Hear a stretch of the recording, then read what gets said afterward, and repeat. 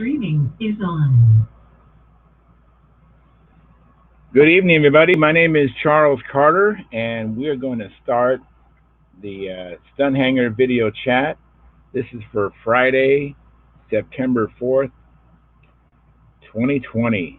Anyways, hope everybody's doing all right. I'm going to go ahead and invite my friends to join the program. But just to kind of give you the format of tonight's format, we're going to be talking about aero-modeling, of course, about building and flying and maybe crashing and maybe repairing um, model aviation. And sometimes we stray into other areas as well. But you can come into the program live if you have a camera and mic through the Stunt Hangar forum.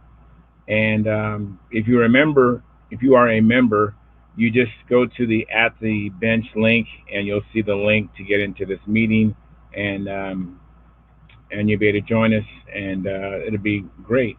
Now, if you don't have a membership, then you can just go on the YouTube side, and I'm going to have the chat box there. I'll keep an eye on that. So it'll be kind of me monitoring the meeting of our live dialogue, and also keep an eye on you on YouTube, and try to merge the two together. So if you have any questions on YouTube, um, go ahead and ask them, post them, and I will. Sometimes we're into a conversation, and it's not that easy to get a word in, but I will try at my earliest convenience to get your question asked. So, anyways, without further ado, oh, by the way, please keep it family friendly. We do have a curse jar for the guys here live, and we try to keep it family room friendly. Try not to say anything you wouldn't want to say around your children. And also, we have a super chat um, way of making donations, and we also have a memberships. There's a membership to the Stunt Hangar, and this helps Sparky with the expenses of filming live events, which he does, like the Nats he did, the FCM he did. I think there was another contest he did, and all that is pretty costly, especially when he's out there consuming a lot of bandwidth. It can be expensive week or weekend. So, um, anyways, so I'm going to go ahead and post the link at the bench in Stunt Hangar, and then we will probably have some traffic, hopefully. Let me see here. Post. All right. So, anyways, I sure like to know what you guys been doing. Um, I went out today and went and did some flying. I'm going to fly again Monday. I wanted to go fly for my friend Rusty, who is not doing so well, who is the host of this program, and so I went flying, and so it was a good day. And so I put in a few flights for you, Rusty, and uh, yeah, it's just it's kind of sad what's going on as far as with Rusty. He's done such a phenomenal job hosting this program, and I'm going to be taking over and filling some really big shoes, because I really enjoyed uh, Rusty's wit, and boy, what a voice for radio or television. He had an incredible voice, and but his wit was just so funny. Matter of fact, I wrote down one of the things, which matter of fact, I'm gonna wait till Mike Lonkey gets in, because it kind of involves him. But if you've been a watcher for a long time, I'm sure you've heard some of his wit. Hey, Gary Sinclair, Hi. how's it going? All right. Are you the first one in? Matter of fact, let me see what's going on the chat. I don't have that really visible. Let me see if I can pull that up. Where is that at? What are you eating there? Oh, I just had a peanut. All right. So we have Jack Snavely. He says, hello, all. Hi, Jack. And Jeff Riley says, hi, friends.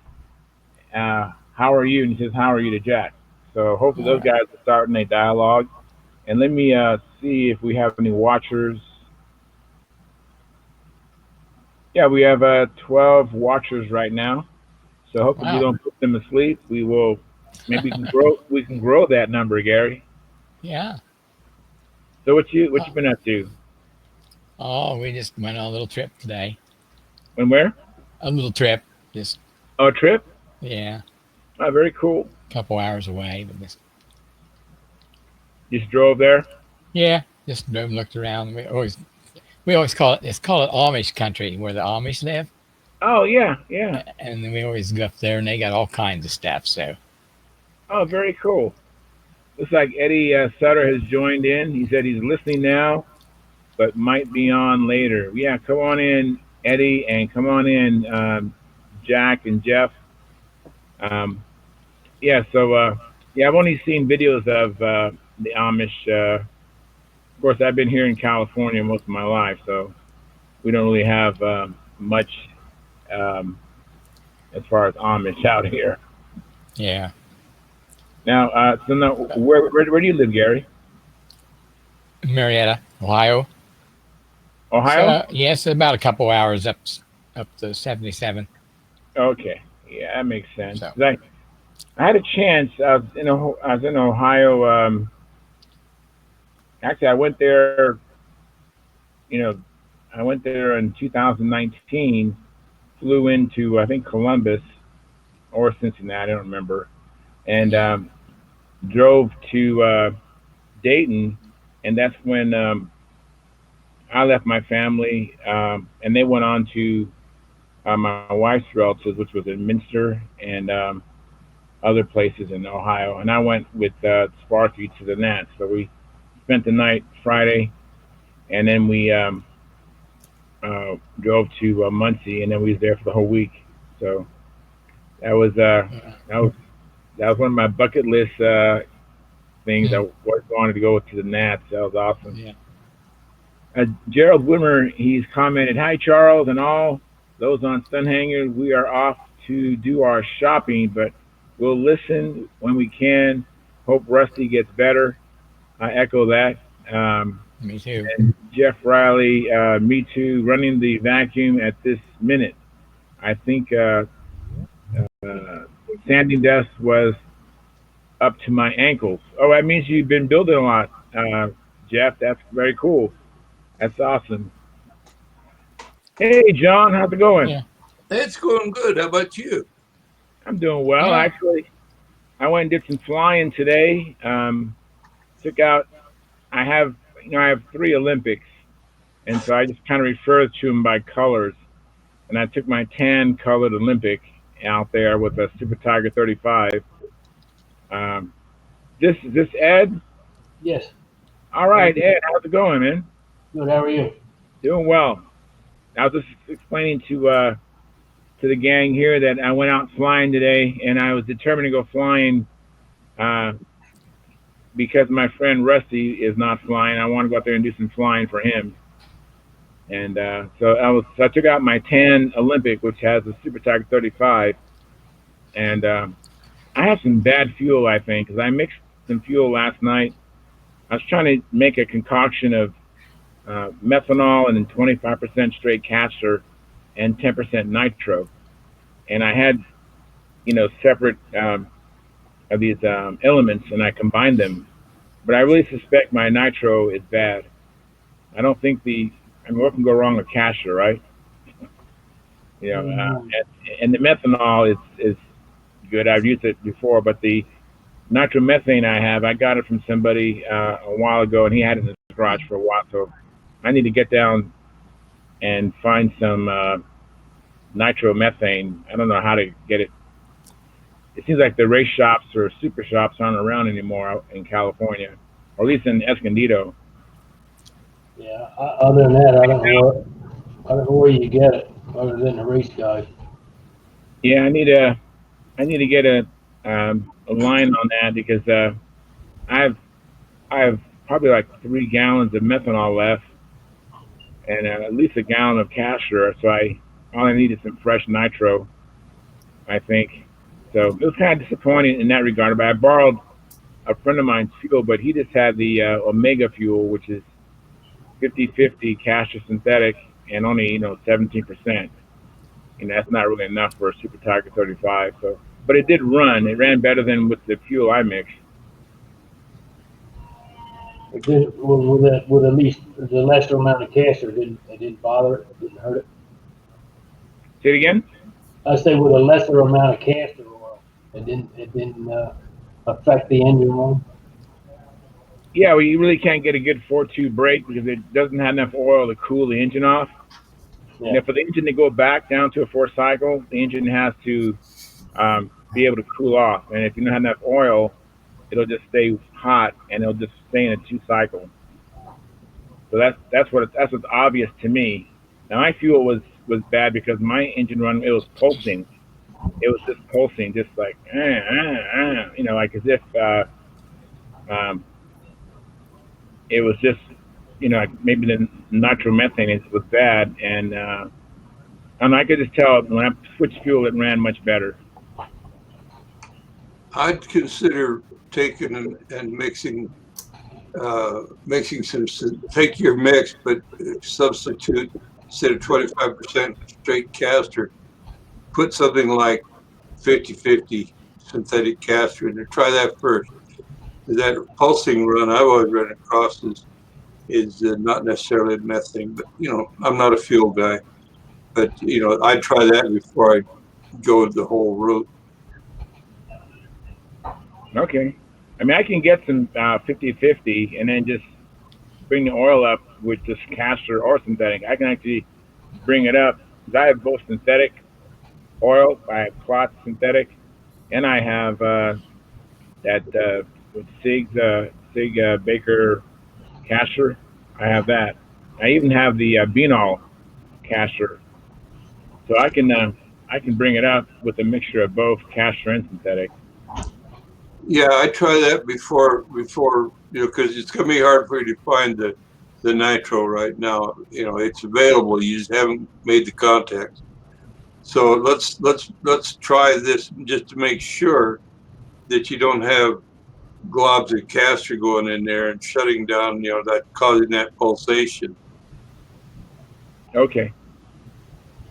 Yeah, that's a good idea. I mean, and I'm glad I made a small quantity. I was talking to Jeff Riley, so thank you, Jeff Riley, for encouraging me to make a small quantity. I only made like less than a quart, so it wasn't Yeah. like a big waste. Um, Makes great weed killer.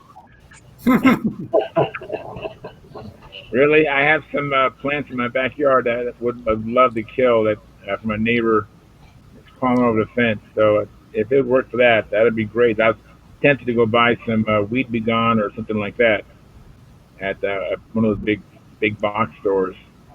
Well, the fuel, alcohol fuel that will leave patches on the grass where it's been spilled. It kills the grass. It kills. It actually, from what I've been told, I've got some weeds out, and I'm putting a new lawn in my place. I've got some nauseous stuff out there I want to get rid of.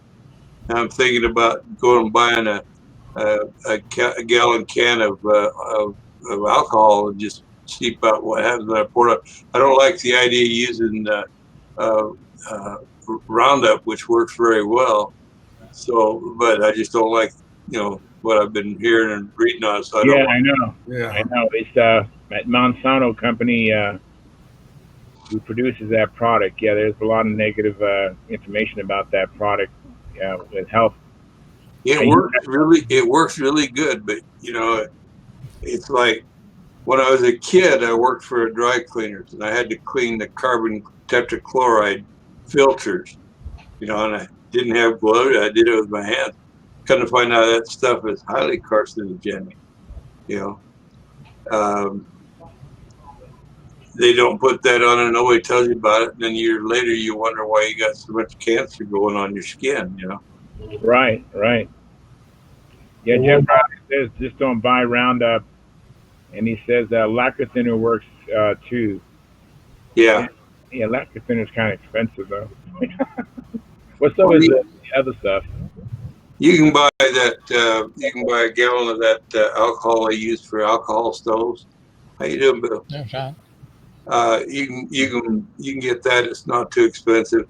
You just use a little pump sprayer and go out and spray it on the plants that you want to get rid of. Cool. Hey, Bill, I've been meaning to talk to you about that save on that video when you was flying that. Was it a half A? It's been a couple of weeks Oh, when I yeah. found that was a good save, man. That was awesome. Yeah, I was watching Bill Call's video, and the engine cut out, and he was kind of high, but he was able to save the plane. So I'm working on another half A. I'm going to make it electric. It's a baby Nobler. Oh, nice. Oh, that's nice. So Oh, very nice. coming along. That's Yeah, gotta be a good one. Is that a kit? Something you did yourself? Did you hear that, Bill? Was that a kit or something you did yourself? Yeah, it's a kit. It's that vintage performance Okay. laser, whatever. Yeah. Baby Nobler. They sell it as a radial mount or a beam mount. And I got the radial for the. I'm going to put the electric. I want to see how electric will work on a built-up wing. That's pretty small to try to figure out where to put a battery. Yeah, it'll have to hang on the outside, of course. But Probably the in the root of the wing somewhere. yeah. And that Stuntman flies better than I thought it would, and that's just a flat wing. You know, I got to believe you get an airfoil, it's going to go better. For sure, they fly a lot better with an airfoil rather than the flat thing. So what I want to say, Bill, is as you're getting ready to cover the plane, put the motor, put the stuff on a plane, and balance it out first, and see where the battery is gonna go. Mm-hmm. That's when you're gonna make like a final decision where you're gonna put it, and you may have to cut out into the wing to do that. Yeah. And that's that's the way the cookie crumbles. So, but it doesn't matter. I mean, it's like if you could get good motor runs, it should be fine.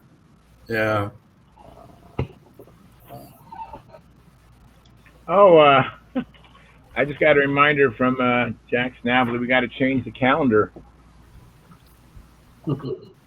Yeah. So, hey, but to say goodbye to Jeff. Enjoyed looking at you this month. Looking at that paint stand and trying to think about us getting together and you making one for me. And let me see what we have for September. I got to show you this. Now, this is last year, but let me click on me. Here's Rusty. Rusty, we are all thinking and praying about you, man. We're definitely thinking about you. I've been thinking about you all day, all week. Get better, Rusty. Yep. So let me see here. Where is September? I don't remember what's on September. It's right after August. Yeah, I know. I have and before October. I have the one date, and then I have the 2020 ones. This is Jack Snavely. All right, Jack, you're big time now, man. Jack Snavely. I think these are his airplanes. So you are big time. So just for those who don't know, Gary Sinclair, he put together this calendar, and he extended an invitation to all of us that are normally on the show to send in photos of our airplanes. And he put together this fantastic looking calendar. And so now I'm putting in my case Jack Snavely's. It says, these are my own designed, called Firefly, named after the 1955 DeSoto with a 4-barrel Hemi, and one of my planes has a Sandcast Enya Typhoon Redhead 29, and the small one has a Cox PT Peewee 20 engine. So it's amazing, Gary, how you make this um, uh, type of image with all those different pictures on it. I don't know how you do that. Mm. I admire that skill of you making that collaboration of all these pictures in one. That's awesome. Yeah. Got a question. When do we start sending pictures in for the next one? Anytime. Who do we send them Yeah. to? Me. You want to put a note down there with your address? Okay. Try it here. Yeah, just do it on the this Jitsi chat, so it's not out for the whole world. Just us can see it. So I got a question too, and I probably know the answer, but the braided line, I mean, just through use, does it tend to, start to, need to be replaced after so much handling and that? I mean, the oldest line I have now, it just seems like it's. Yeah, Is it it does. It does deteriorate a little bit, and all depends on the handling. I mean, I have a line winder because I have big hands, so when I grab the reel and try to do it with my hands, I can't get a consistent pull on the lines. Oh, by the way, so what I do is I disconnect the handle. That's just me. I know some people keep the handle connected. That's fine, but I roll my lines up going toward the plane. The plane's still connected, and Yeah. I keep it tight. But it's hard to have real good consistent tension with my big fingers trying to put my hands in the spool. So I have a line winder, which allows me to really smoothly wind up the lines. And I think that's why my lines last a lot longer. I make lines for people, and I'm not soliciting. I'm really busy, but I will if you really need some.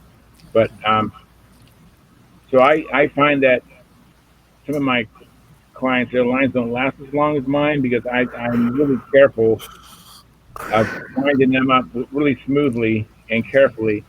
And then when I put them when I'm finished, I have to show you to explain it. But my clip has a hole in it, and then it has a connector on it, and so I don't twist the line back in that notch. You know that notch that you have in the handles. I mean, in the reels. I really try to limit how much time I do that. So all that helps for my lines to last a while. But usually I think about changing the lines um, every year if I can. Mm-hmm. I fly a lot. When I'm in my element, I'm flying. I could fly as many as 2 3 times a week. 7 flights or so a day if I'm really into it, and so I put a lot of flights on planes. So I change the lines because you don't want to lose the plane, which takes a lot of time and money to build over a bad line. And then I inspect my lines when I go out to fly, when I connect them, because then you normally going to break at the connector. I mean, excuse me, but normally break at the wrap. I wrap my lines. Some Mm-hmm. people say crimp, but I don't crimp. I just wrap mine and I check at the end of the wrap. That's where they tend to break.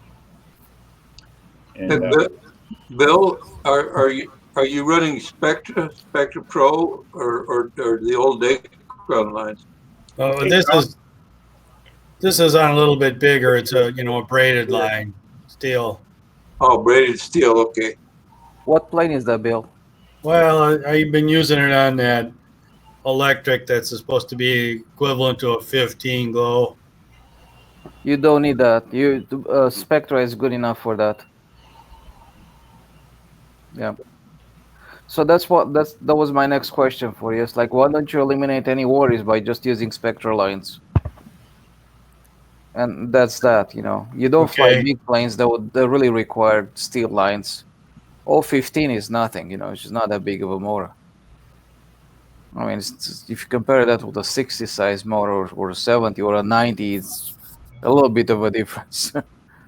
So, I'm not saying there's something wrong with it, but just like they don't pull that hard. Yeah. Yeah, for 15, you could use 40 to 60 pound spectra. Okay. That's probably more than you need, but Yeah. there's a safety factor in it. It's not that spectra is not as thick as the 15,000s in that weight. I don't believe. What do you say, Trent? What I'm saying about the spectra, sometimes what you probably want to do, you want to pre-stretch them. Yep. When I was doing that in my in a gliders, and I was putting it on the controls, they in time I found out like the controls were moving all over the place, right? And then somebody said, well, you have to pre-stretch them. You have to put some, 10, 15, 20 pounds on them and let the weight pull on them for for 10 hours or so. So now they are stretched to the maximum. They're not going to stretch again. It's going to be very stable, and they're going to be pretty good if you want to do something like that. But And they work. line diameter is what I was considering there, Trent. The 40 to 60 pound line diameter is probably less than 15,000 steel. Yeah, Perfect. Yeah, that's great. I'll take it. Yeah, less drag in the air, less weight that you're having to balance for with the tip weight. There's just so many pros to go into the spectrum especially for the type of flying you do in Bill. Competition rules still require us to use steel, but there's rulemaking changes that are been submitted to change that, but how it goes, we don't know yet. Wake up, man. I think I might have some line. I bought it for do tow line free flight. Do you know what the braking strength on it is? I don't know, but I think it's about 60-pound test. That would be 60-pound test. You could actually put a 35 on that. So, yeah. Hey, Tom, and hi, Peter. Didn't get to say hi to you guys. Hi, Tom. Yeah. Tom. You get a haircut, Tom? Did. I did. Oh, can you hear me now? Yeah, we hear I you. had my mic muted. Sorry. Yeah, I did get a haircut. That's good. I don't need one yet. It hasn't gone down over my shoulders. Every time I put a hat on, it was sticking out. So I know. Your hair sticking out like this. Yeah. So here, I don't know, 2-3 weeks ago, Len was talking about, how to start a glow engine with you choke it, over 3 times and then just flip it over 10 times and then put the battery on. And it seemed to work pretty good. Yeah, once you make a routine, I mean, you know your motor, how it starts, right? So you have your routine. If you follow it every time, and eventually you kind of get a feel for it. When you flip it, it feels like it's wet. It's like, all the good stuff. And, when you flip it also, you can feel like if it's too wet or not enough. That's, so, yes, I think I was pitting for somebody in Georgia, right? And his signal, then he puts his battery on, all this stuff, and he lost so much time trying to start the motor. I was afraid like he's not gonna have enough time to take off. So it became a bit of a stressful situation. And next time when I pitted to him, I said, do not signal the judges. I said, just get your motor ready, put your plug on, get a kick on flip the prop until you feel it kicks back in your hand. And he did all of that stuff. I said, when he did that, okay, now signal. So he signals, he go one flip, motor starts, no issues. So yeah, what can I say? Yeah, you got to find your own method that works for you, But I definitely agree with Tryon. I like to get a bump before I signal the judge. That way I know it's going to start right away. And now my routine with my LA 46s and LA 25s, and my Stalkers and my K-77s is for the most part, I will cover the Venturi and turn it over 2 times. Then I'll flip it 5 times without my finger covering it. I'll put the battery on it and I'll just see if I can feel a bump, and I usually do. And then I signal the judge, and bam, it starts right away. And, I mean, these things you don't get scored for, but you know, you want to put your best foot forward so the judges think. I know you're not being judged right now, but just develop these habits so that when you get to that point, it's just like how you walk and chew gum. You know, it's just how you do it, and but it makes an impression. The whole thing. I mean, from the time you leave the pits till you go into the circle, I mean, it's like the the whole thing is a whole presentation, and so it's just these nuances that just can, they don't really get scored, but it does seem to make a difference, as opposed to someone who's not organized and then even yourself personally. I mean, it's no fun. By the time you walk out to the handle, you already had a minute and a half gone, and now you're really up against it, and it's like you got to get all this stuff done, under 8 minutes. I mean, it can be done, but it's really stressful. As Is opposed there? to let's Yeah, start. but isn't there a rule that you have to be airborne within 1 minute of your signal? Used to be. Okay. FAI. What about FAI? I think it still exists there. I'm not too sure on that. Yeah, I don't know anything about FIA or FA. I don't even know how to say it, Tyron. Yeah. I got a little present from Mark McKinney for my boy. Nice. Let me click on that. Hang on. Ooh. Oh, nice. This is a very, very nice free flight model. I watched some videos of how you build and stuff. Like, it's super easy to make. Just basically you tape the thing together and put a little bit of glue on the tail. Everything snaps in. Super simple and flies great by the looks of it. Nicely done, Kit. Very, very nice. I got a YouTube video of mine flying at the Nats, and wasn't a competition, but I flew it there and flew pretty darn nice for what it is. Yeah, yeah. And the propellers fold and Yeah. really nice. Yeah. And what was nice about this, that Mark gave Alexander a nice letter. He wrote a nice handwritten letter to my boy, and it was a super nice gesture of him. I really appreciate that. That's all. I need to catch up with the chat. Pardon me, I got chocolate in my mouth here, but Jeff Riley says that he has a set of lines that are 015s by 60 that he's had since the 90s. So, I don't know if I would want to use those, Jeff, but if you feel comfortable with them, more power to you. And above that was Jack Snavely was saying that his brother's been flying, I think FPR, I guess, for 25 years, and I still watch him with my lines. I guess they're his lines, and they're 25 years old. He gets so excited about flying and will coil them up. So I do the winding. It's comic. Yeah, some people can't wind up lines. It is comical. Not if you're the person who can't wind them. Say it again? Not if you're the person that can't wind them. It's not comical. Yeah. That's funny. Yeah, that's right. Hey, Bob, how you doing? Hi, Charles. How are you? Did you get my note? I left you a message on your phone. Oh, I'm sorry, I missed that. That's okay. Some nights I work, and I remember I left you a message, and so that makes sense. You would have responded.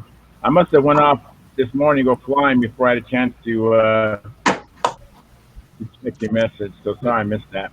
No problem. Sorry to interrupt. No worries. So,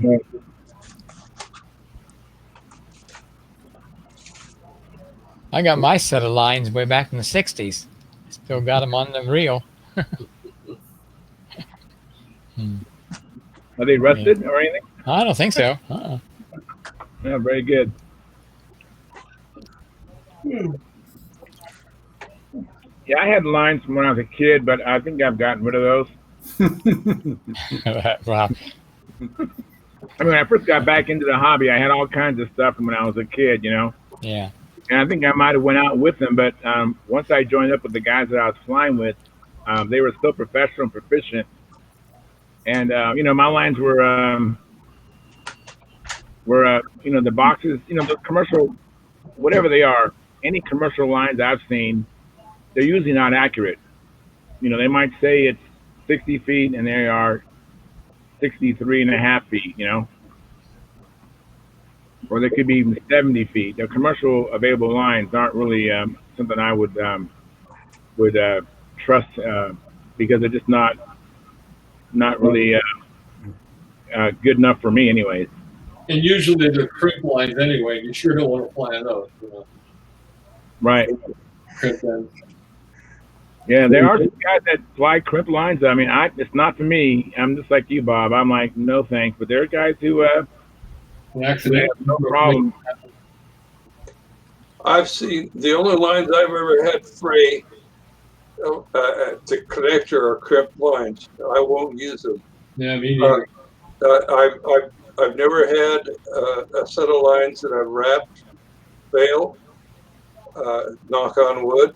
I always, though, I wrap it, but then I finish it off. I put a little heat shrink tubing on there, and it goes a little bit, so it actually allows a little resistance to it bending, so it doesn't. It can't. I think it helps to keep it from fraying at the connection. But I have lines. I have lines from the 90s. I check them. I look them over very closely. The 80s that I still fly on, I have gotten rid of about 3 sets of lines that, you know, just they needed to be replaced. But that's the key is check your lines before you fly with them. You leave it up to chance if you don't, and I guarantee you that you'll lose your airplane someday on that if you don't check them often. Totally agree. Thank you, Bob. No, I mean, I think that is, we've had a lot of conversations over the years, and I take that as affirmation that I must have listened to you.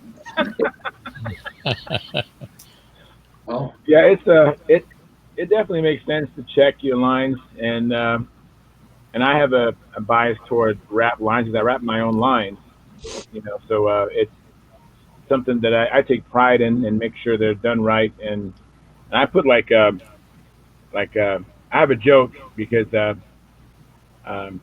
me it's funny, but when I give my lines to my client, I use a black uh, heat shrink on one of the lines, and I always tell them, you know, here we go, here's your set of lines, and remember, black is up, and I usually walk away, and I just think that's kind of funny, but all my friends have finally figured that out, and they do that. So it's black lines better. And they go, yep, the black one's up, Charles. All right, thanks, man. So Charles, it's black lines matter.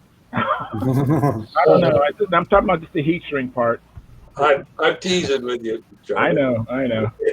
If they had black lines and they worked really good and the same price, yeah.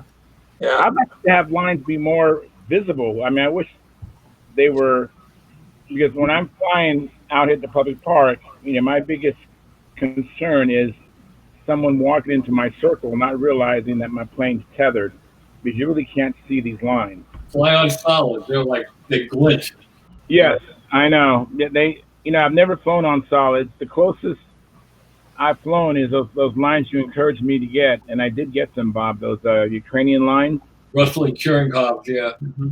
And I really do like them. Matter of fact, I've every plane that I've went to those lines, I was able to maybe go from like 63 feet islet to islet to 65 feet islet to islet, Yeah. which is a which is an advantage because you have more space to do your maneuvers, and the plane's not getting slack overhead. So it's I love them. I'm hoping to do more and more of that, and I'm hoping that the rule change will be that we can use those on those planes that are over 64 ounces.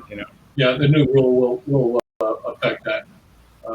I just switched over to it myself because I've been flying solids since the early 70s, and I just switched over to those Russell and Kurenkov lines, and I love them. I'm taking a lot of ribbing. I'm taking an awful lot of ribbing about it, but that's okay. Just do like you told me. Fly so good and beat them so bad they can't deny you. I don't know if I can do that anymore. I'm trying. Yeah, well, first start. Hey, Mike. Hi, Mike. I'm glad you came in because Bill had a question about the spectral lines, and I know you've had to school so many people about it. What's up, Bill? Oh, was just saying that the lines I have, the steel lines, braided. I've been flying my electric that's like the 15 size. It just started to kind of show some wear, and I think I better replace them. And then they were saying that use Spectra lines. Yeah, how much does your airplane weigh? God, I don't know. It's got a 30-inch Well, span. It's supposed to be equivalent of a 15 glow. All right, let me just look it up real quick so I know exactly what AMA says you're supposed to have. Whoops. I'll be back.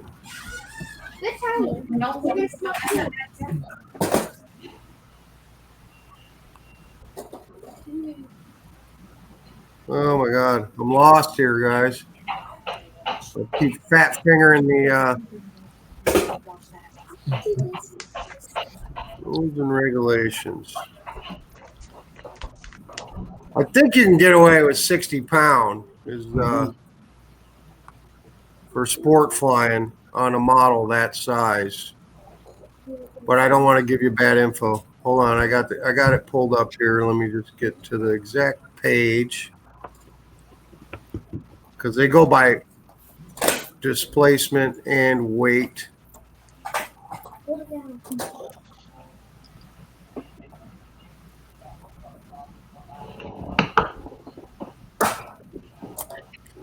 All right, so if you're flying a 25 size model under 40 ounces, it says you can go down to 40 pound Spectra on it, Bill.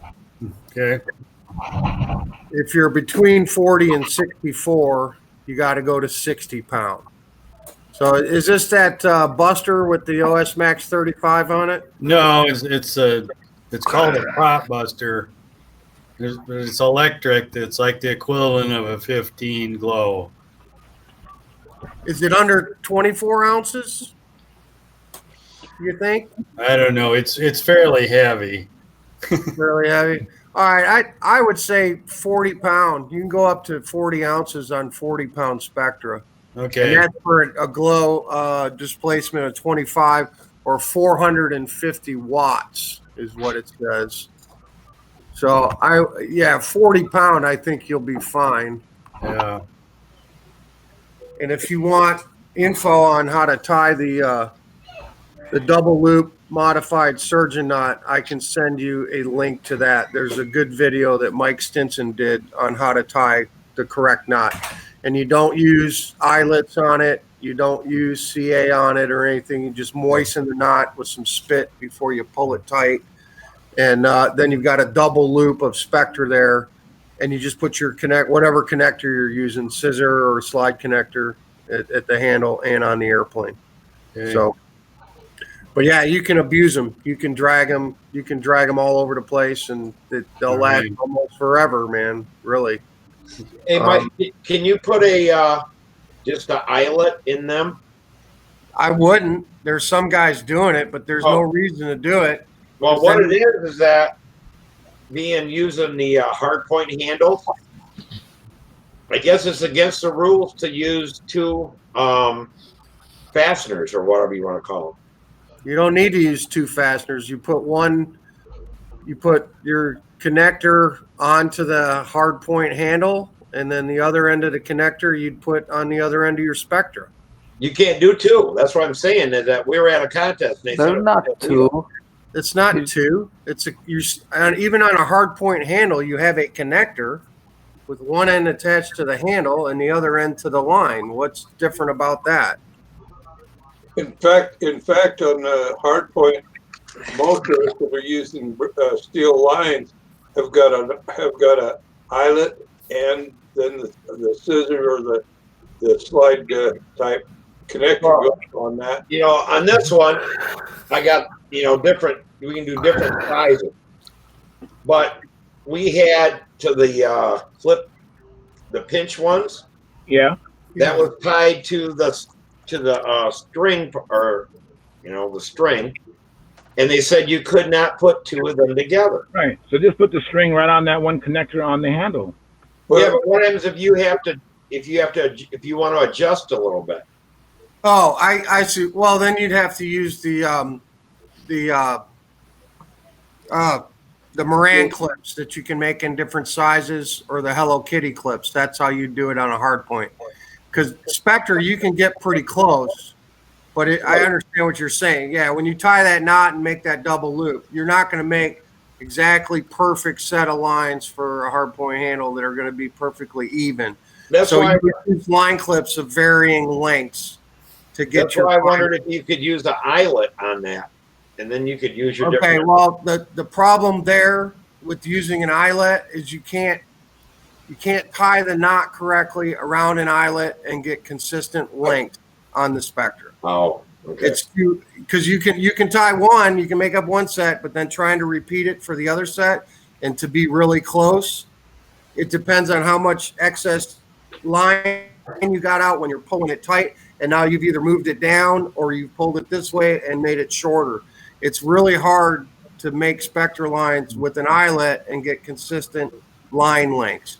That's why we like the modified surgeon knot with the double loop, because you can actually mark the line with a marker and then tie them and have them within a 1/16 of an inch of each other. Yeah, that's how Dick is making all of his, and then he uses a handle, with a wire, so he can adjust everything because of that. You can't double clip them. It's just a different handle, Steve. And I'm just guessing that if you use Spectra wires, you probably leave the clips on the wire itself instead of taking them. Right, but what I'm saying is, okay, you make up a line, and one is an 1/8 inch longer than the other, and it already has clips on both ends. Yeah. How now on a hard point do you adjust that? You have clips that are different length, okay? So you just remove one of the clips. You can't put two clips together. Line clips in increments. Moran. You take the clip off the line and put a new clip instead of that clip that's longer or shorter. That's it. Yeah, but if tie the line. What he's saying is if you're tied directly to your clip, you can't. You're not tied to your clip. You're not tied to your clip. You Maybe don't tie.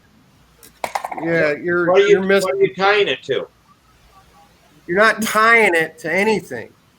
The easiest way for me to do this is actually. Oh, you just got it like a knot, a hoop in it. Yeah, there's a double loop in the It's end. a loop. Yeah. Let me get some facts so I can show you. It'll show up better if I can. Yeah. Just slide over your kitty clips, no matter which one you use. Well, I just took up fly fishing, so I'm learning how to tie knots. So. Wow, I'm just so amazed, Bill, all the things you do. It's awesome. Yeah, and then the other thing I took up was RC sailboats, and that's been a lot harder than I thought. Wow. I heard that you made one into a submarine. Yeah, that little one. And now I got one that's 7 feet tall, Whoa, 1 meter long. that makes it easy to see as it sails away. Okay, I was going to do this with actual Spectre line, but for demonstration purposes, it'll be easier to use a larger piece of line. And I'll show you the first knot we ever used with the single loop, and then I will show the double loop. Mike, is that for your SV? Is that for your SV? Yeah, that's for the SP. Yeah. Very good. That's awesome. Okay, so you got your Spectre line. You double it over like this. And this is, I'm going to do it the way I do it, so it's going to be backwards to you probably, but you bring it around here. So now you've got this. Yeah. You pass this loop through. Okay. Yeah. Everybody see what I got here? So I've passed that through. Now you bring it back through one more time and you start to pull it tight. That's your knot. Yeah. Okay. So you've got that and that. This is your loop. You put this in your mouth, you spit on it, you get it wet, and you pull it tight. You pull this tight, you pull this tight, pull this tight. You put your line connector on that. Oh, okay. No eyelet, no thimble, no nothing. You put your line connector right there. And this is what we've been using in combat for years. Just a single loop modified surgeon's knot is what Phil Cartier calls it. Now, what we found out a couple of years ago is we can make a double loop with that same knot.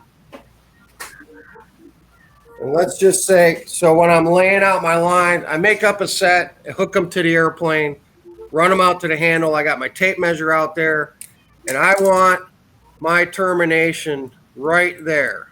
Okay. That mark is. But I want a double loop instead of a single loop. So you run this back to about here. That line is dirty. We'll go this way. You run this back to here. Okay. This is where I want my loop, where I want my connector. So we're gonna fold it back on itself, right there. Okay, this is gonna end up being a double loop for the connector, and now you got 4 pieces of material there instead of just 2 coming back, and you do the exact same knot. It's kind of hard to do this because I don't have a whole lot of material here. Yeah, we get it. But it's the exact same knot. I need more material. It's the same modified surgeon's knot, down, around, Back to again. through, and then when I pull this tight, now I've got 2 loops of material at my connector, and and you got 4 sticking out here, not 2. You moisten it, like I said, you pull everything tight, and then this is the one that goes to the airplane, and you cut the excess. Okay. And now you got a double loop connector. That's awesome. Yeah, see, I seen them like that, right tight to the connector. They bring it up. I've tried that. It's so hard to do. There's no reason to do that. Why do you need to cinch this up to the connector? Now you can use a scissor connector, a slide connector, a Moran line clip, a Hello Kitty line clip. And if you're using a hard point handle, you use the Moran clips or the Hello Kitty clips that you buy in 16th. I think they come in 16th of an inch increments. Yeah. So if you got, but that makes sense. That's just not how I've seen it done. They were always attached right to the clip, and it's like, well, damn, now you can't. And I was going to use them. We double clipped it, and they're like, I forget what contest we're at. They said, oh no, you can't double clip. I understand where the confusion is, but if you use this knot with the double loop and you mark your line, like you got, so your first set of ends doesn't matter. You just make 2. Doesn't matter. It's the other at the other end. The way I typically do it is I make 2, and I run 2 spools at the same time. I make 2 knots, 2 separate lines on spools, run them out, hook them up to the airplane, run them out on the driveway where my tape measure is, put my handle down, put my tape down, and then I mark where I want the end of this loop to be at the connector, and then cut off like a foot past it, so you've got enough material to fold it back and get your loop right where you want it. And I rarely have to. I mean, you can make these within 1/8 of an inch if you mark them. You know, Yeah, you can do them within 1/8. Yeah. All right, that makes sense. But I just couldn't understand why you can't double clip. You know, Probably More chance of failure. more chance of failure. Yeah. I mean, you know, if you had 1,000 clips and it made it 60 foot long, it'd be heavier and shit. But it's not going to make it any weaker. Yeah, well, Got to put one in the curse jar now. Steve, it's Yeah. funny you mentioned that, using more than one clip or whatever. We had this guy show up in Nashville. Nice guy, you know, we loved him, but not really up to speed on all the current things in control line. And he was using key rings as line connectors Wow, from the hardware store, that's interesting. right? So, and of course, he got some Sullivan lines, some 60-foot Sullivan lines, which are, you know, they're notorious for being like 6 inches off, right? Oh, a couple of feet off. I've had them a couple of feet off. Yeah. Yeah. So he's flying this plane with, like, he's got like 6 key rings on it to make up the difference. And I'm like, dude, I said, you really shouldn't be doing that, man. And he's like, oh, these are strong. They're never come apart. I said, the first time you lose that thing in the wind and it takes it off across the circle, that key ring's going to open right up and you're going to crash that plane. No, it'll be fine. It'll be fine. Well, it took about a year, but it finally happened. He lost it in the wind. And when it got line tension again, bing, and crashed his airplane. He's like, boy, Mike, I guess you were right about those key rings. I was like, yeah. That's why split rings are not allowed for control line terminations and stuff like that. You know, split rings and fishing swivels. You know, on some of the other groups I belong to, you know, these guys talk about split rings and using fishing swivels. And I'm just like, man, if I had any hair, I'd pull it out. And I'm like, no, don't. Oh, it's fine. I've been doing it for 30 years, blah, blah, blah. when I was a kid, everybody used fishing swivels. So they're specifically banned in the AMA general rules. They're banned. For years. I don't know what year they banned them. I mean, the 60s or before. No, was it? Yeah, because this was in the 60s that we were using them. Like, hell, they were good. So we were like flying 15 size airplanes on them and stuff. No, he used to use them on your half A's. You're like your stunt man and your anything with a baby beat. It might be all right. So, Bill, just back to the Spectre real quick. 40 pound, I think, is what you want to get, and you want to buy Power Pro Spectra. Okay. Buy Power Pro. Get the high vis yellow or the white. The white stands out really good in the grass. And then send me a private message on Facebook, and I will send you a link to the video of how to tie that knot. Okay. Okay? Just Thank message me, and I'll send it to you. Hell, you should throw it on here, Mike. How do I do that? Let me find it first, and then I'll ask how I do it. All right? Because I don't have a chat box here, do I? Or do I? Are you on that Google, or are you on a phone, or what? Well, I can put it in the message box here, but I can't post it to YouTube, the YouTube chat. Oh, no. Yeah. That's what I can put it in here, and Bill can pull it off of here. Okay, I want to pull it off too. All right, I'll find it. Give me a second. Y'all carry on. I have a question, Mike. Did you get any more messages from Holly about Rusty? Just last night, she messaged me and said they thought it would be in the next day or so. Was all she told me. Is that a debolt bite I see? I'm sorry. Is that Yep. Yeah. Wow. Yeah. That's cool. It was given to me by a guy I knew for quite a while. The plane was built like 20 years ago, and it's been sitting for like 5 or 6. So it's all gummed up. I got to take it apart, get the tank out of it, get the engine apart. I haven't seen one of those in forever. Is that the biplane you're talking about, Bob? Yeah. Yeah. Okay. What's it called again? The bolt pipe. Yeah. The live wire pipe, was it? What's that? I think it was called the live wire pipe. No, this is just called the bike. This one. I don't think it was called the live wire. I don't believe. That's not the bolt version? Yeah. Oh, okay. I thought that was the bolt one. I like your muffler. Is that a Fox engine on that? Yeah, it's a slant plug 15. That's the old flow-through muffler. Yeah. I used to have one. I don't know whatever happened to that. Probably lost it in one of my moves. Hey, Bob, you remember the DeBolt live wire pattern ship? Sure. Yeah. I remember. You had to build on your table. You had to build a angled board. Yep. So you built the wing with one end up and stuff to get the dihedral in it and stuff. Yeah. The front of the ribs were in front of the spar. The back ribs were back of the spar. They didn't connect. And oh my gosh, it was horrible. Yeah. Oh hell, though, man! He designed all kinds of airplanes for control on it. Darn impossible to build. You know. He had an airplane called the Robin. Remember that? Yeah. I always wanted to build one of those for obvious reasons. And the Interceptor. And he built pretty airplanes.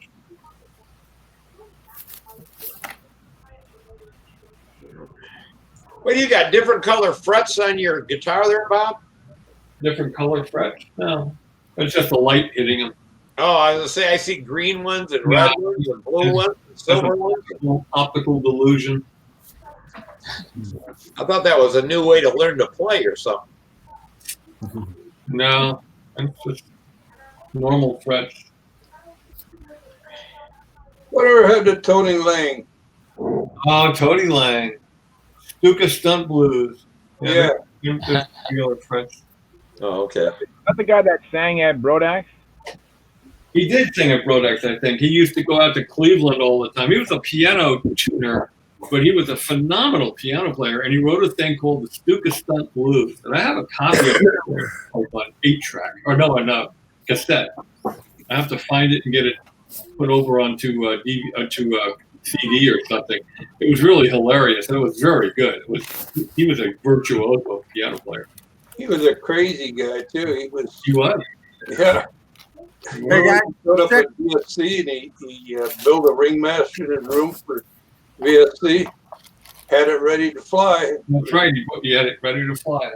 I got that room the next year. You could still smell the dope in there. It seemed like.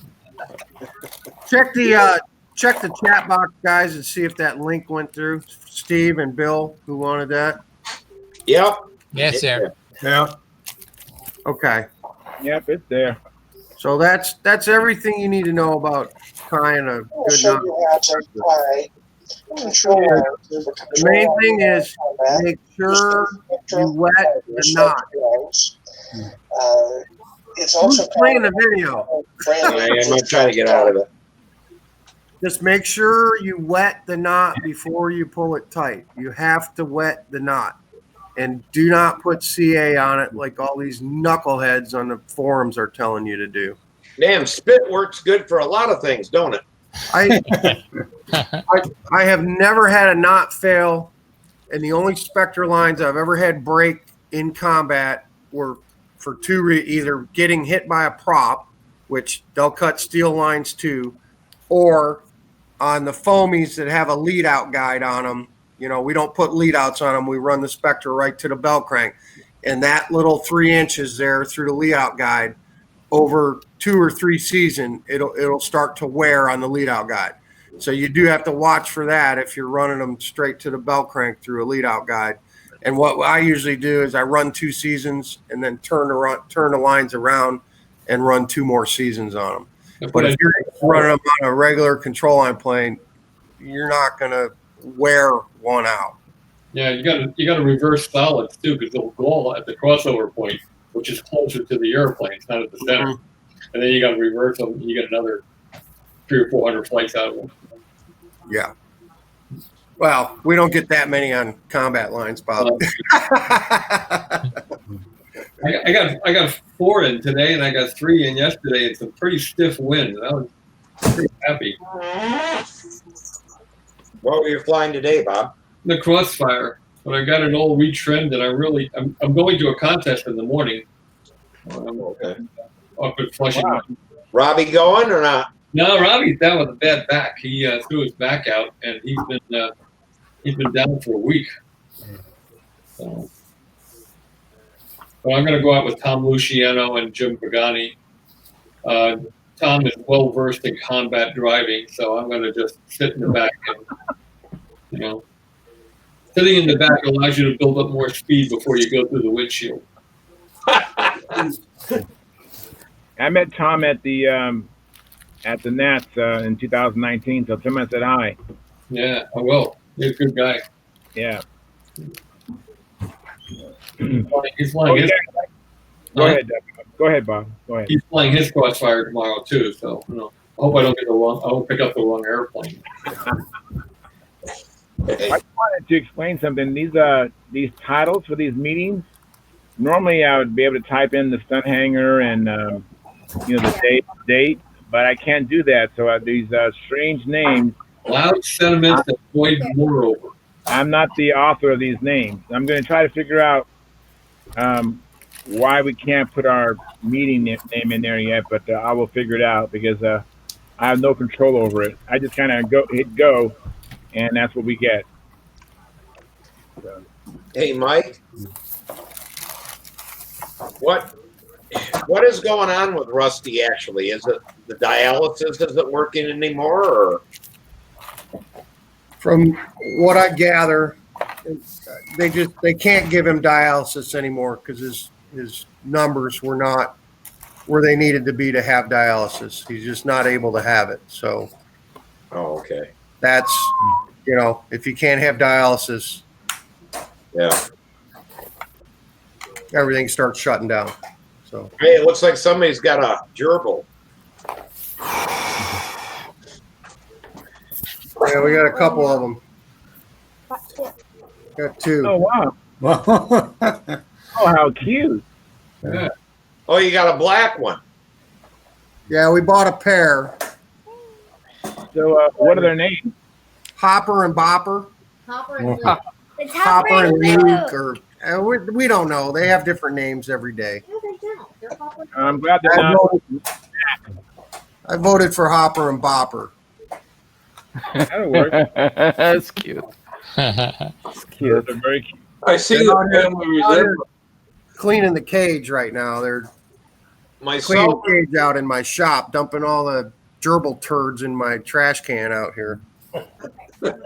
Myself and my brother are the reason why black gerbils are so prevalent in the country. Why is that?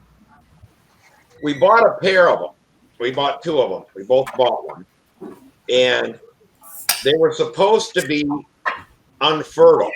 That the guy who developed them, right, did something, and so they're supposed to be fixed or whatever. So he could only sell them.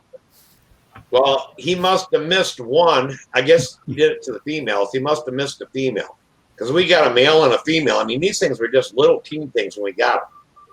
One day we go down there and here's a bunch of babies. We're like, holy shit. Well, at the time, the guy was getting $25 a piece for it. Wow. So we had like 5 of them and went to the hobby shop and said, hey, you want to buy some black gerbils? Where'd you get them? I said, ours had them. He goes, no, you can't do that. And I said, well, I guess they can't, but here are these baby gerbils. So he paid us $10 a piece. And I had hobby shops calling, so we just bred these damn gerbils over and over and over for a couple years. And hell, we must have made $1,000 a piece out of them damn things till everyone started breeding them. And then the last batch we gave away. Well, you're not supposed to buy a male and a female. You buy 2 females or 2 males because you will end up, and they have like 8 or 9 babies at a time, man. It's crazy. Yeah. The first time was 5, and after that, Yeah, we were getting up to 10 of And them. then if you don't get the babies out of there, they eat them. They'll eat them. Yeah, the male will. We pull the male out. The mother would take care of them. Yeah, But, yeah, we got 2 boys, so. Well, we bought them really little, and he was selling them. He was just sterilizing the females somehow. So you could get them in any combination because they couldn't breed. But he wasn't sterilizing nothing, man. He just told you that, man. No, who sterilizes a gerbil, man? He was really pissed off. He said he owned something or other on it or whatever. You'd have to have a nuclear magnifying glass to go in there and sterilize little gerbil parts, man. Hand sanitizer. All I know is that's what was said, and he was the only place for about a year or so that you could get them from. No one else, but these 2 bred. And like I said, I flooded Grand Rapids. They went to Lansing, Flint, all over the place. Where else can you learn this kind of stuff? Yeah, right. I said at the announcement, sometimes we go off topic, but I didn't know we could talk about gerbils today. I'm sorry Emma brought those out here now. You teach him to fly. I mean, I've seen flying squirrels. Genealogy of You just gerbils. stick one in an airplane and fly it around. Let me know where else we can learn this kind of stuff because I want to avoid that website. Well, you know, Estes had the rocket in the 70s with the clear payload part of it. And I know more than a few people that got pet shop mice and gerbils and sent them up for a ride in a rocket. I never did it personally, but I was witness to that. Do you remember the Estes rocket that had the clear payload part in it? Did it kill them or not? No, it didn't kill them. I don't know if the G-force would be so much it'd kill them or not. They just got one heck of a ride. Yeah. Yeah, probably said do it again. At the 93 National, or 93 National, Larry Ferenzi was going down to every morning he'd go down and try to glom onto about 15 towels. You know, you say you never had enough towels. You know, Larry, you could do that. And the lady behind the desk said, you know, are you with the model airplane people? And he said, yes. She said, well, how's that going? He said, well, very good. We're having the monkey event today. And she said, what's the monkey event? He said, well, they take a monkey and they put him in one airplane, they fly him from point A to point B. And then they take him out of that airplane and put him in a second airplane and fly him from point B to point C. Then they put him in another airplane and fly him back to point A. Whoever does it quickest wins the monkey event. She thought he did it with a straight face. So the next morning, my son and Joey Perovich went down there for something. And she said, and they'd heard about this. And she said, how's it going? He said, great, we won the monkey event. That's funny. So what are you showing us, Tom? A rocket with a clear payload, but it's got a pretty good payload area. Have you put a mouse in it yet? No, I haven't. You could probably fit Hopper in there. Come here, Emma. Tom wants to show you something. Come here. Look, he's got a rocket there that has a space in it for payload, which means something you can put something in. You think Hopper could get in there and go for a rocket ride? He'd have something to tell Hopper, that's for sure. Yeah, right? Hopper. I meant Luke. It's Hopper and Luke now, I guess. I don't know. Hopper and Luke. Okay. Let me see him. So which one is hers? Is hers Hey. Hopper or Bopper? They're both hers. Okay. They're both hers. I thought she might put her brothers in there and not let hers in go in there. She wanted a gecko originally. She wanted to have a gecko, but I read that they smell really bad. So I was like, okay, we're not having a lizard in the house. Why not just Luke and Darth Vader? Who knows, man? I don't know. Who knows where they come up with this stuff? Or Stormtrooper and Darth Vader. It's kind of like one is black, one is white. Yeah, well, I told her she has to be very, very, very careful when our cat is around because our cat kills everything. And if she ever gets a chance to get a hold of those things, she's going to tear them to pieces. So Yes, she is. Yeah. it'll be a life lesson, you know. I told you. I told you. Don't leave the cage open. I told you. Watch them. Yeah. Oh, And man. when we were a kid, we had a rat terrier. Same thing.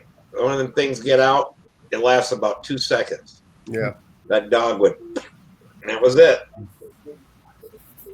But could it fly an airplane? That's Speaking like of airplanes, can we talk about airplanes? Please, let's talk about airplanes. No, this.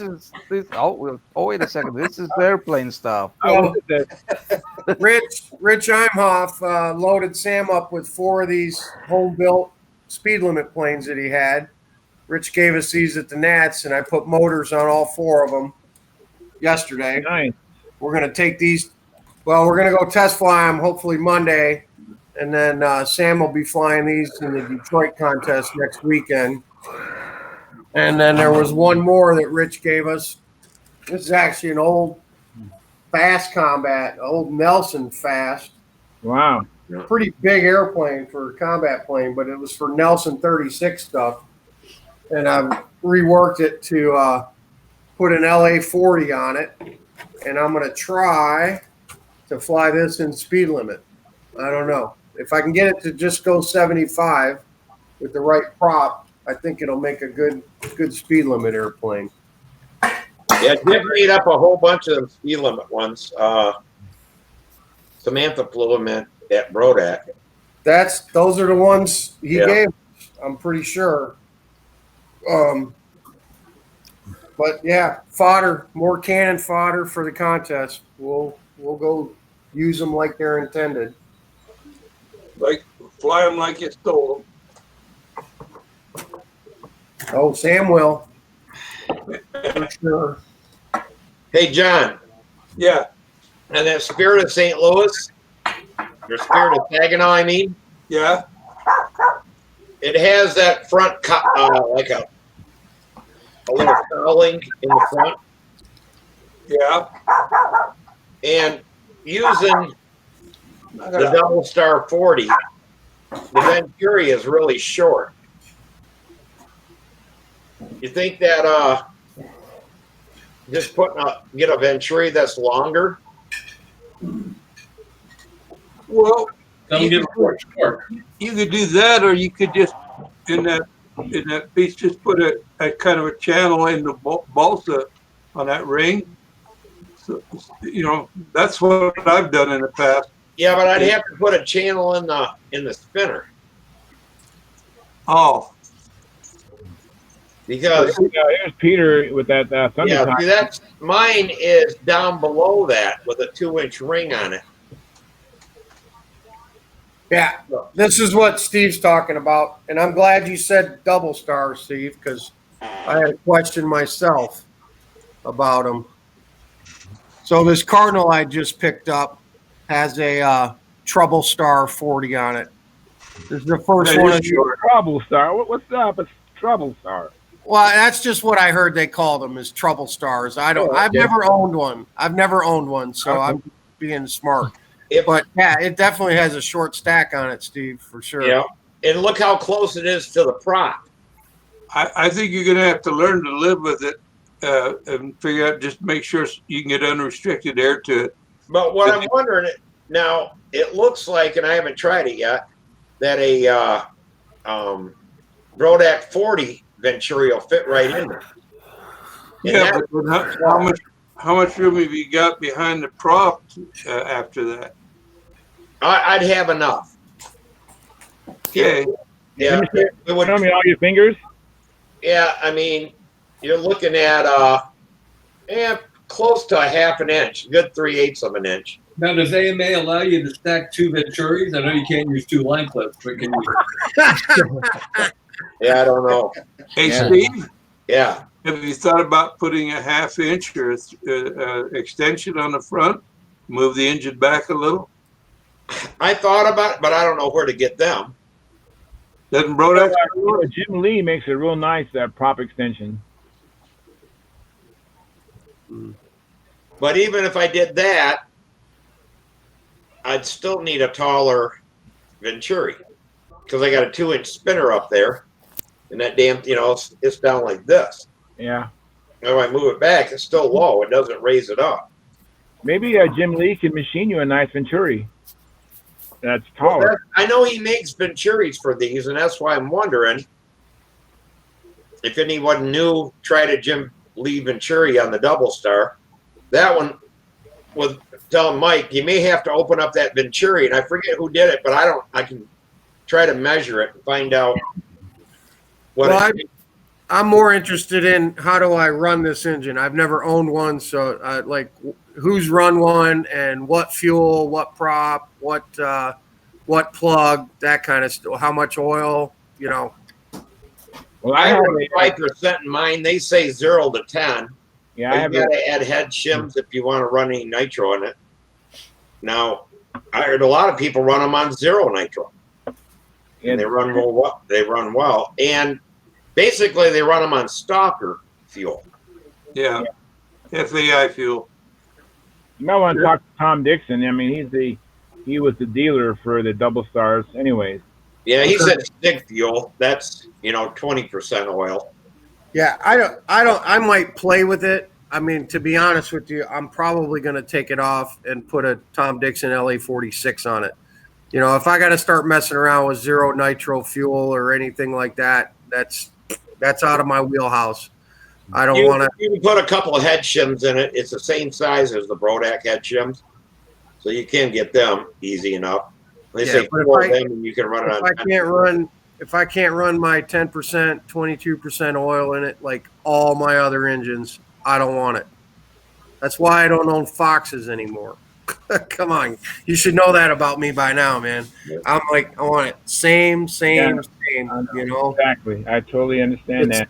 It was pretty much a free engine, so I'm not super concerned about really getting any use out of it, If I can. Well, these are good. You can save it for Mike if you get an older airplane that was designed for a Fox 35. It is set up, it's a lot more power, and you don't have to add tail weight to everything. That's what I hated with, if you're running an older design airplane, you put a newer motor on it, and now the damn thing's so nose heavy because it weighs 2.5 ounces more. Okay. Hey, moving on, I have another question. So we have 3 or 4 answers for you. So we all have Dremels, right? That's standard shop tool. So I had the same Dremel for like 12 years and had no trouble with it. I finally killed it last year and bought a new one, literally 12 months ago, and I've killed this one. Get a Black & Decker. In a year. And I took it apart. The brushes look fine. I mean, everything in there looks good. It's not all gunked up, but it's just locking up, stuttering, and just won't go. And this is a year old. I actually sent mine back to Dremel, and if I remember correctly, I don't think they charged me, and they fixed it. Did they? Me in excellent shape. So you might want to look them up and give them a call, but I don't think they charge you to fix it.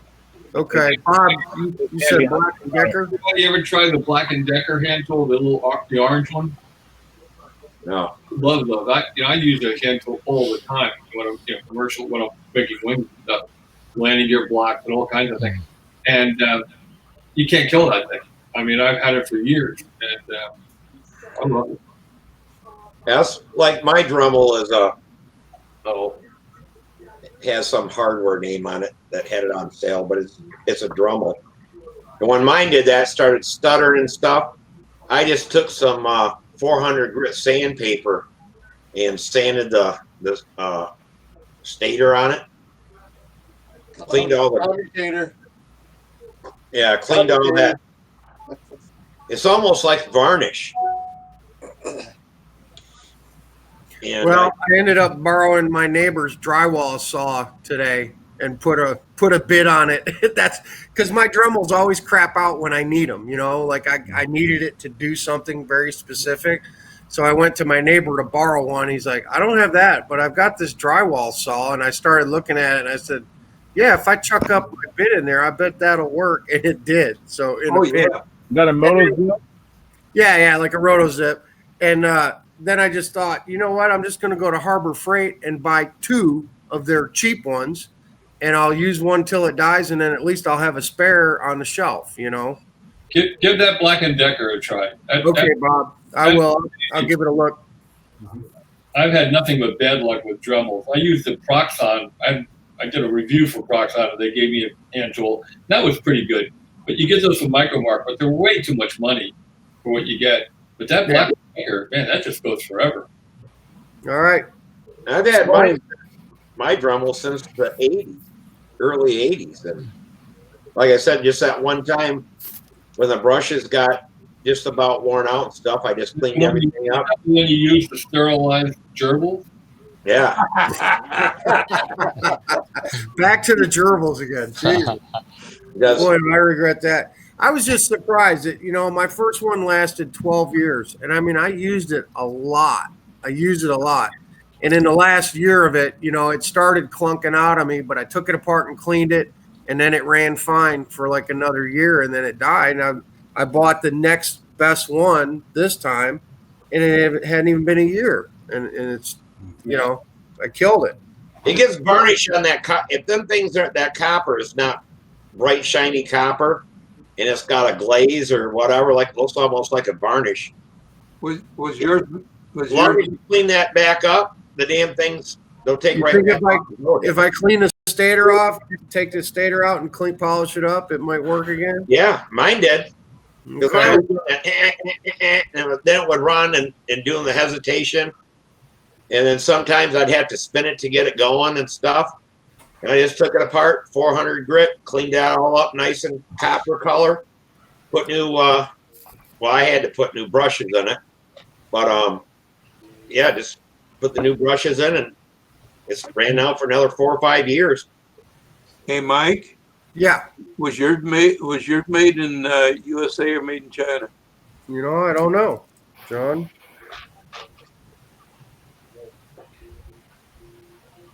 Prospect, Illinois. Mount Prospect. Oh, made in Mexico. Dremel, Mount Prospect, Illinois, made in Mexico. Well, that's the problem. Are you using it in the afternoon? Be careful, Bob. Be careful, Bob. Okay, maybe. Yeah, he's turning a siesta. Mike Lonsky, Eddie Sauter says to use that double star and put it in a tether car. Put it in a tether car. All right. Tell Eddie, I'll sell it to you, man. Gentlemen, I'm going to have to jump off. We're going to get some sleep if we're going to fly in the morning. All right, man. Hey, knock it out. Best of luck. Take Good off luck tomorrow, Bob. wood, Bob. We'll have Say some hi to Tom and Jim Vigani for me, man. I hope it's not too bad of a white knuckle ride on the way, man. I'm going to sleep. Okay. Hey, thanks. Good night, Bob. Bye, Yeah, Bye, Bob. Yeah. my Bob. Yeah. Hey, do you guys know anything about the Huntersville contest? They usually had one in a fall. It's canceled. Okay. We canceled it. And not because of the club, because of the county. They're still under COVID restrictions, and Will does not want to announce a contest when the county could just pull the rug out from underneath them at the last second. He doesn't want people booking hotel rooms and driving in with the off chance that the county says parks are closed. We can't do it. So Huntersville is canceled for 2020. Well, that's a county park also, so he probably doesn't want to piss them off and take a chance of losing it later on. Well, I'm so tempted to say, just tell me your last name's Pelosi. Yeah, let's keep that out of here, man. I'm sorry. Well, we all have very strong views about a lot of stuff, but we'll just keep that out of here. But Yeah. it's the county, and right now they could say go, but they could say no, and he just doesn't want to put people through the ordeal of planning to go to attend a contest, and then the day before they could say you're not allowed to have it. So they're just going to cancel it for this year. And Hell, trying you can go to King Orange. That ain't too far from you. yeah, trying.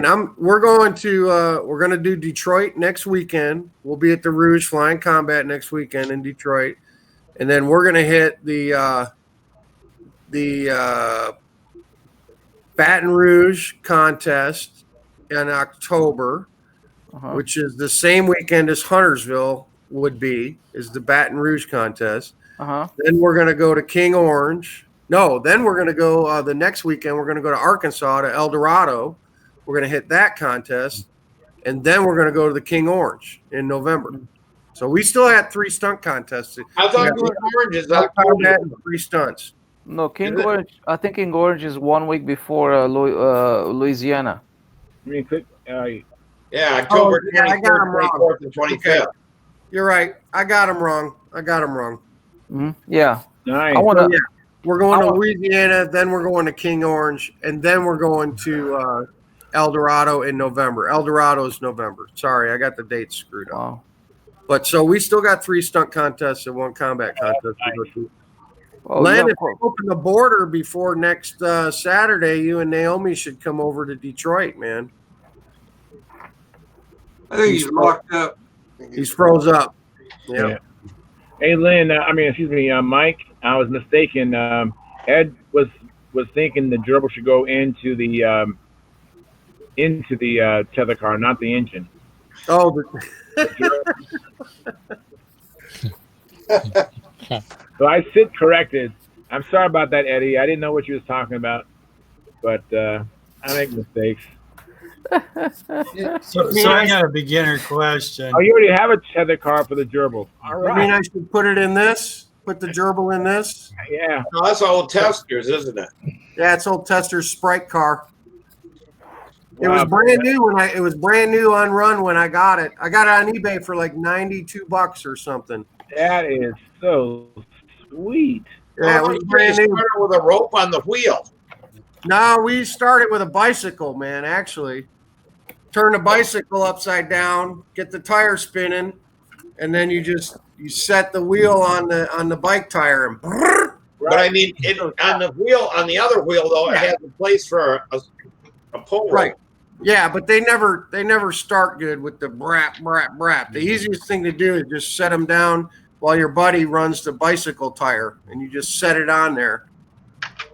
Well, you can even put it on the other way and run it backwards around the circle. Yeah, we do this out in the driveway every once in a while. It's got it's a Wenmac 049 in there.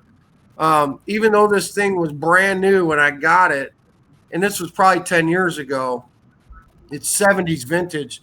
All the plastic is just so brittle and bad on it. I mean, and it's had an integral fuel tank, and the nipples broke off of the tank. I had to do a bunch of rework on there.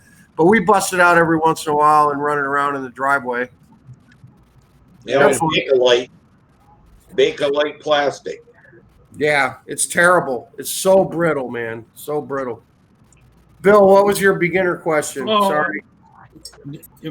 Am I right to think that some of these engines are strictly control line? They don't have an RC version or a free flight version. They're just were made for control line. Stalkers are that way. Yeah. Stalkers, PAs, road jets. Now, double star. Yeah. Now a jet you can get in either or. Either can pick a road jet or a jet. And you can get a PA or a Nelson. That was kind of the same thing. But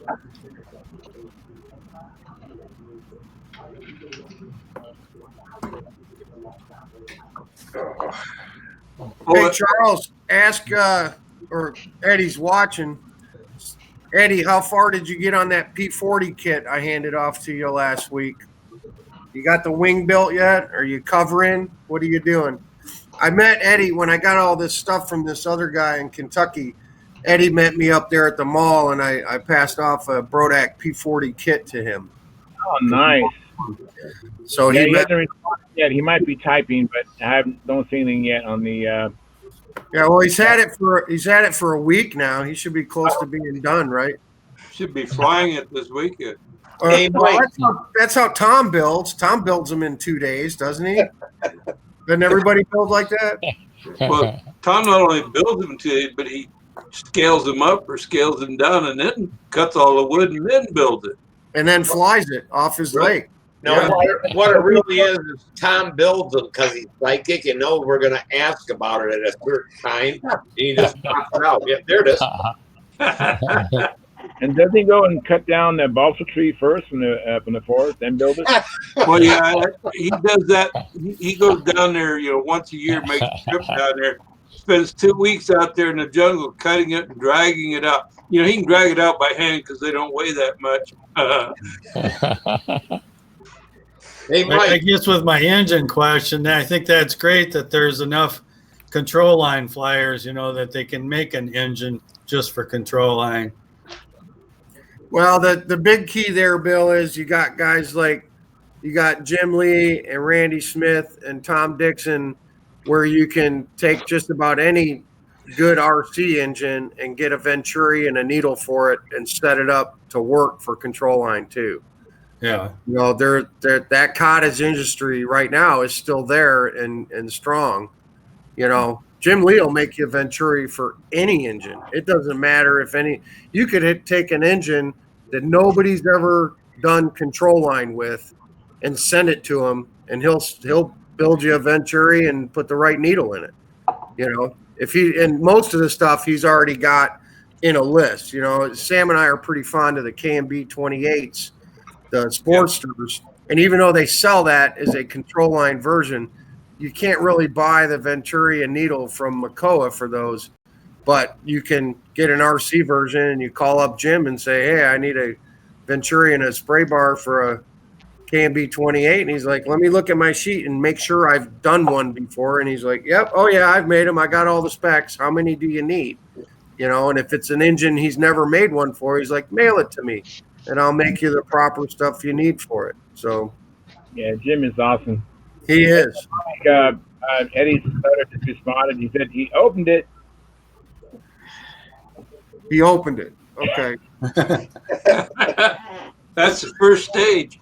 Well, that's more than I did with it because it was still in the shrink wrap when I sold it to him. So he opened it.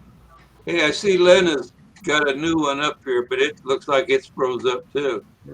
And Lynn's multiplying. Mike, when you go to King Orange and take Sam with you, if you get some extra time, you got to take him to one of the big springs right there by where you'll be at.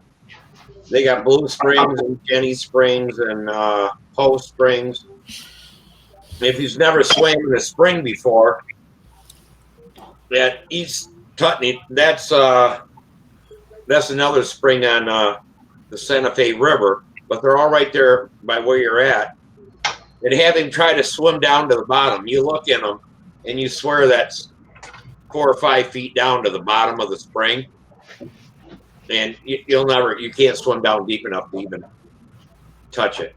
Oh, because the water's so clear. Yeah, it's so clear. I mean, if he's never seen nothing like that before, it's pretty cool. When we were kids, now they charge you, I don't know, $5, probably be more than that now. When I was a kid, it was all my dad's friends that owned the farmland and stuff, and we'd swim in them for free, but all the farmers have sold it off, and now they got, you got to pay to get in, and they got trailer park there and stuff like that at Jenny.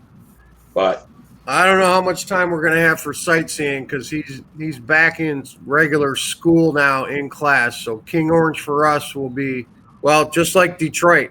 We're leaving when he gets out of school on Friday. 8.5-hour drive to Detroit. We'll get into Mom's probably 1:30, 2 o'clock in the morning. Be at the field on Saturday. No test flying. Just show up and go fly combat all day, and then turn around and come back home. And King Orange will be the same way too. Yeah. Not since he's just now back in.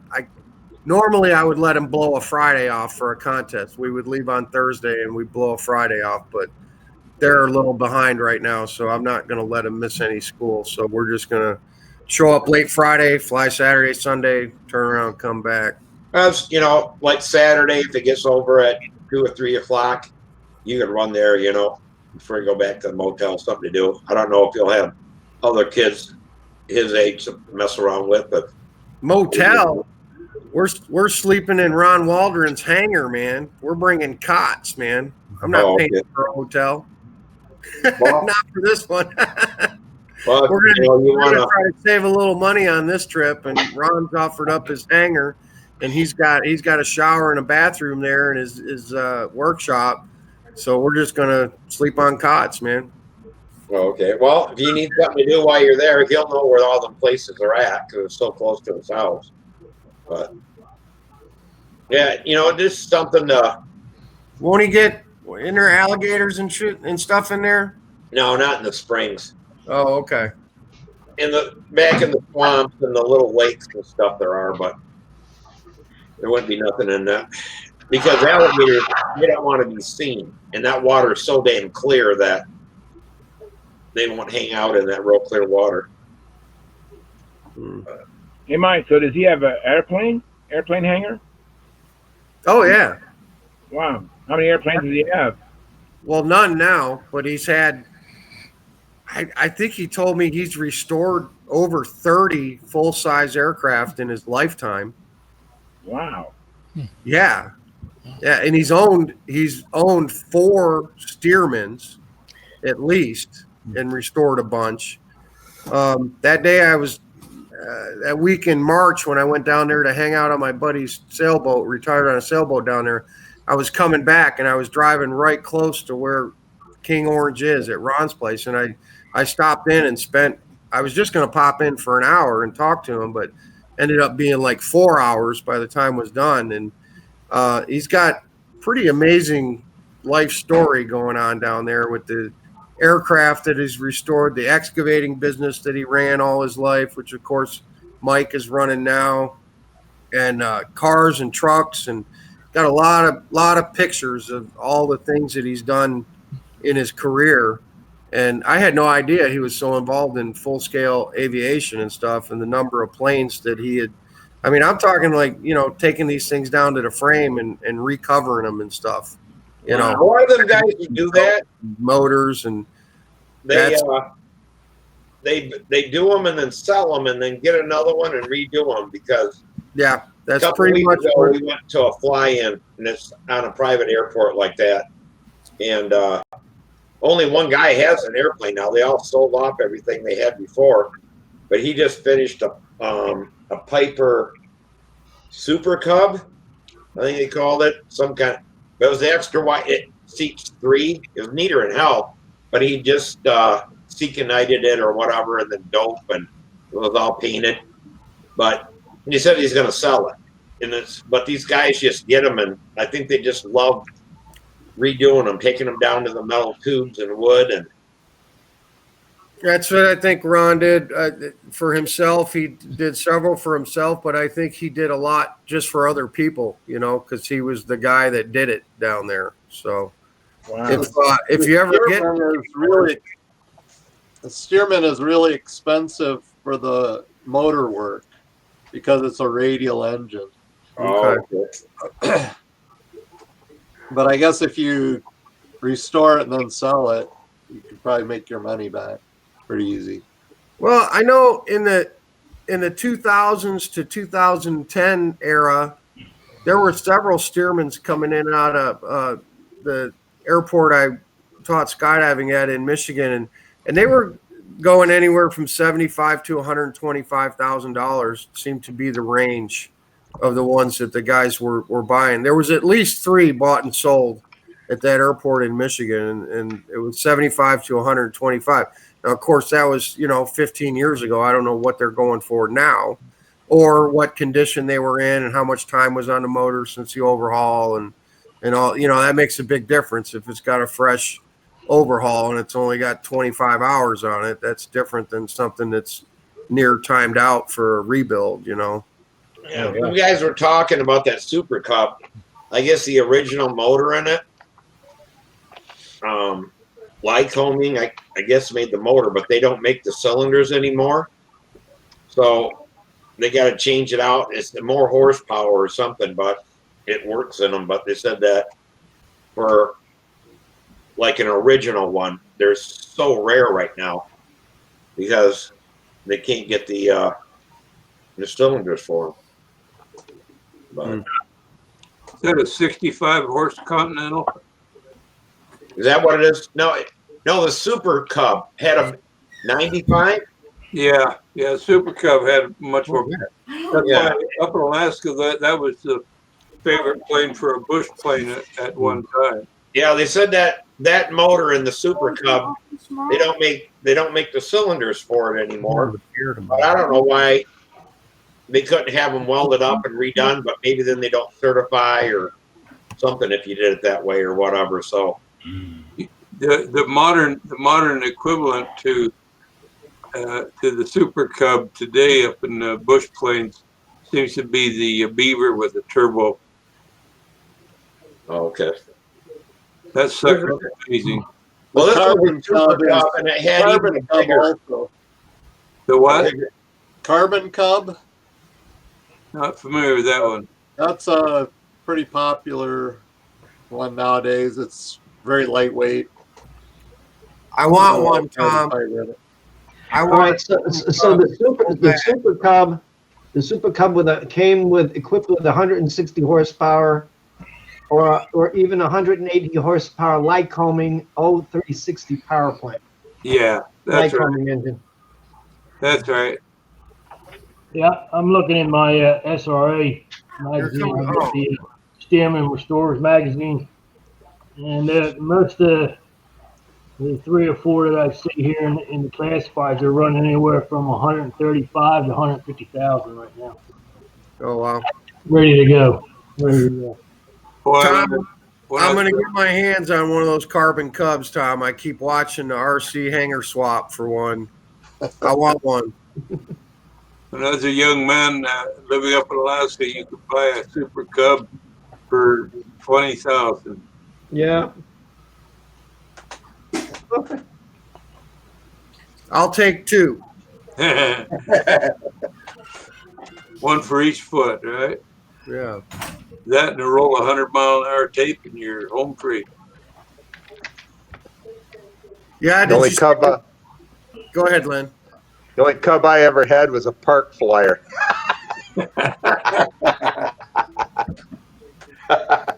Flew pretty good too. John, I'm sure you've seen this because it's internet famous, but the guy that had his, and I believe it was a Cub. It was probably, or it could have been a mall or something like that, but got attacked by a bear, and then he duct taped the airplane back together to get it out of there. Used duct tape to cover it up so he could fly it out. Yep. I know a lot of guys up in Alaska that would the plane would give. In fact, I had a friend with a what was it? Anyways, it wasn't a Super Cub or anything like that. It was I think a Ronca. No, it's a Cessna 140. Anyway, he crashed it on a glacier heading over to Lake Iliamna, and they had to go in there. They flew in there with rolls, duct tape, taped it all back up, put a new prop on it, checked things out, and flew it out. Wow. Duct tape. Whatever it takes. Yeah, good stuff. Hey, Lynn, how you doing, man? We can hear you now. I'm doing okay. Can you guys hear me now? Yeah, Yeah. we hear you. Loud and clear. Yeah, my computer crashed because I unplugged it and the charge went, and that was the end of that. Seems a little better now. You can pick up a Cessna 140 for 25K. Tom, and What? it's float planes, man. My gosh. You don't like float planes, do you, Tom? Well, Here's my little Cub.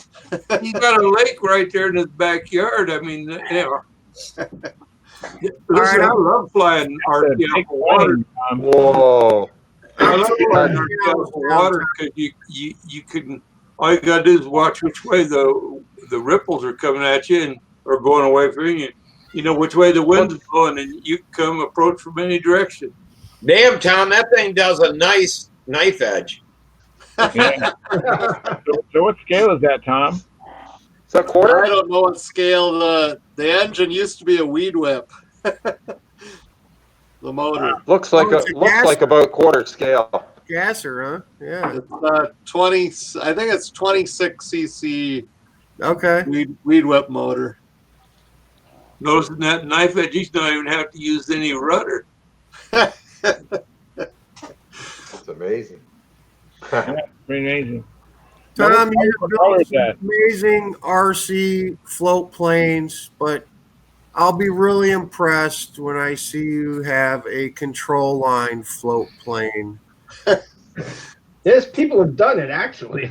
Yeah, I've seen some videos of a control line. Oh yeah, the Italians used to race them, man. There's some old '60s video of actual races of control line float planes. Well, Wow. At Roseburg on the Northwest Regionals, some years back, they were flying. There was a pond out between the two runways, and so they set up a circle there, and they had stunt planes with floats, and they flew. They had a float plane stunt contest. Wow. Only about 3 or 4 guys flying, but it was there are pictures of it. Hey Tom, let me ask you this. So for all these different, now I know you do a lot of amphibs that are, fuselages, with I don't know what you call that style. But like your float planes, floats aren't something that are generally just readily available for a bazillion types of RC planes. Do you find yourself having to build your own, or do you modify stuff to make it work? Most of these I built myself. These floats that were on the Cub, they're aluminum skin, but they're foam inside that just cut from white foam and then skinned with aluminum. Okay. But yeah, I think pretty much all the float.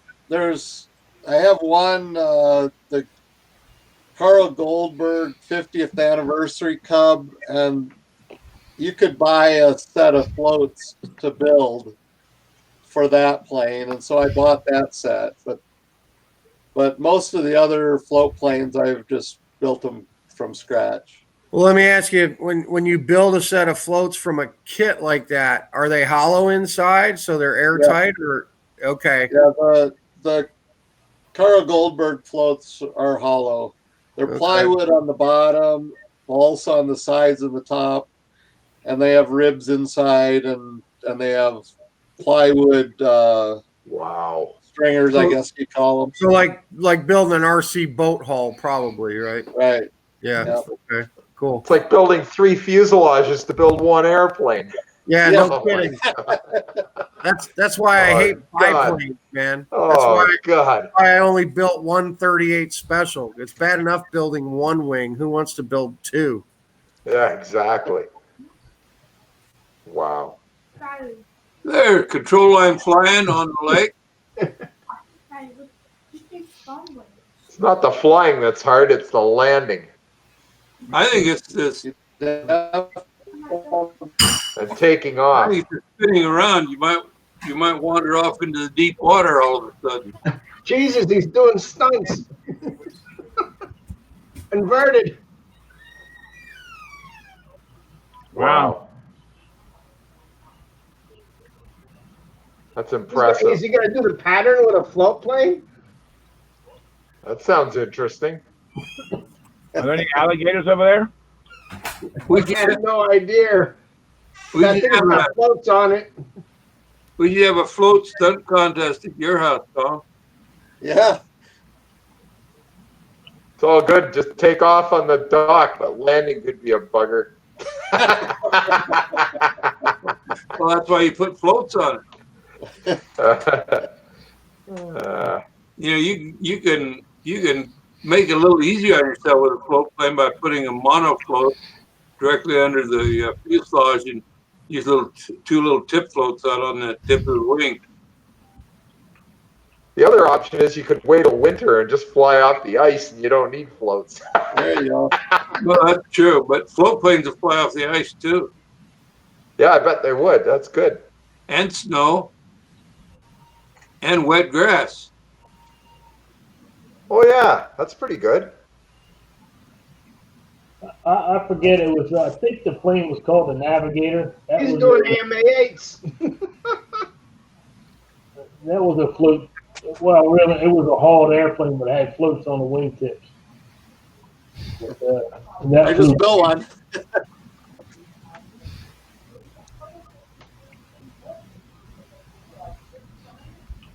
Wow, that's pretty impressive. Who's doing the flying there, Tom? Is that you? I have no idea. Peter's got that up. I don't know who that is. I have no idea who it is either. I'm just like fast forwarding through the video so we can see the landing. Oh, okay, he's getting ready to land.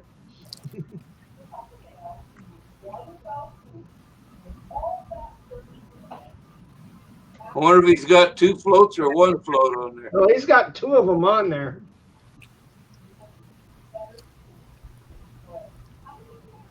Yeah, there might be an alligator come up there real quick, you know. He's so stunting. It's that gallon of fuel he's strapped to the other side of the fuse that's killing us.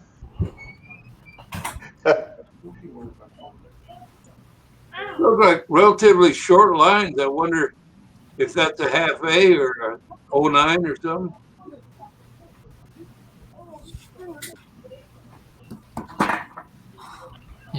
There you go. There we go. Nope, not yet. He's been going for what, 6 minutes?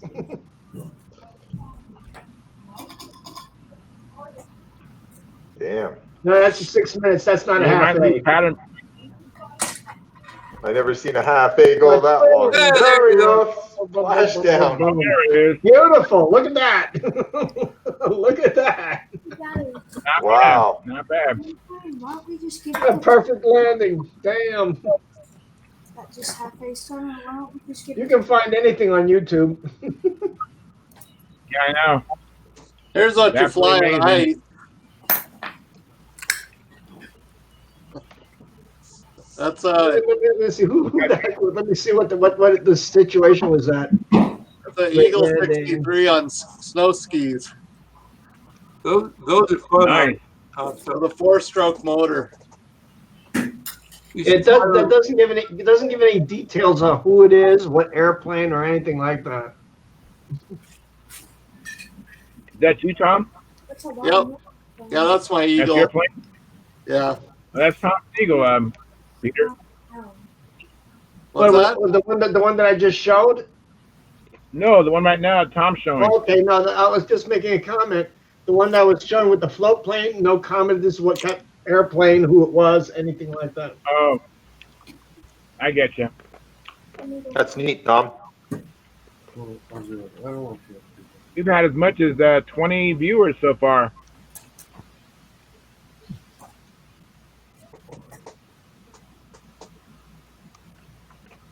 Hey, Steve, are you still there? Yeah, I'm here. Tell Dick the Super Spider's almost back together, man. Oh, okay.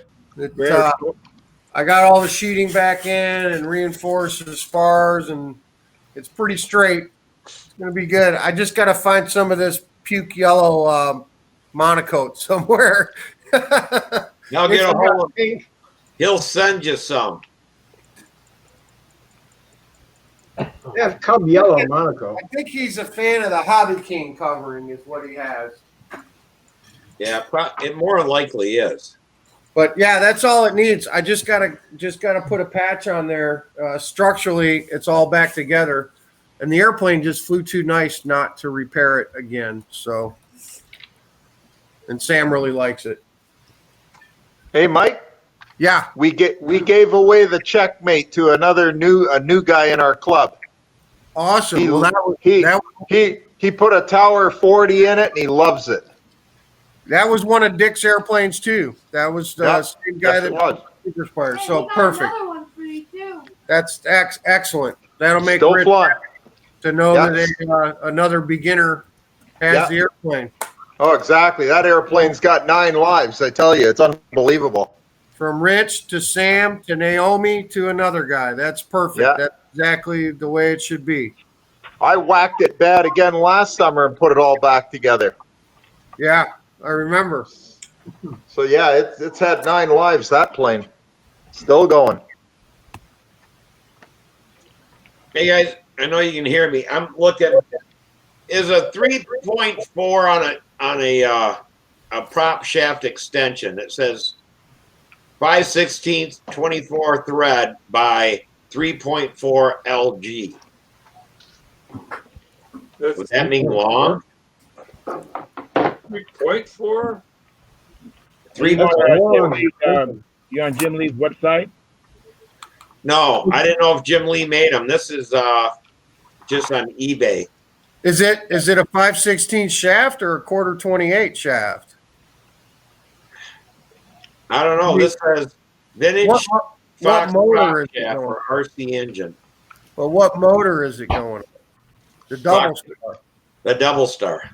Well, what's the size of the crank in the thread?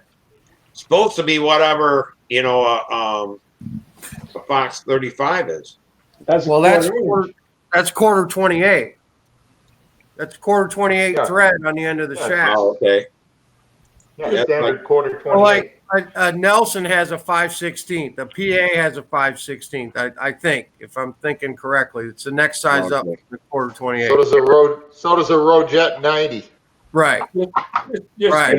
So like LA 46s and down to Fox 35s have 1/4-28 shaft. 1/4-28.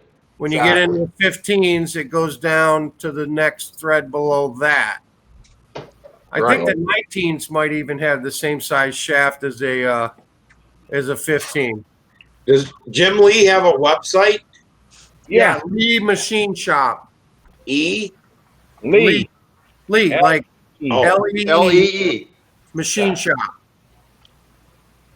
Now, I don't know if he has an actual catalog listed. I think he might. Yeah, he has some pictures and description. Yeah. You can order online as well. The easiest thing to do is just pick up the phone and call him, man, and just say, hey, I need this. Because if you don't have it, he'll make it. Okay. But you might run into a deal, Steve, where you need one that's a little longer or shorter than what his stock prop his extension is. Okay. He might make them, he might make a 1 inch, a 3/4, a 1, a 1 1/4, 1 1/2. Who knows, With Jim, it wouldn't surprise me if he has several available.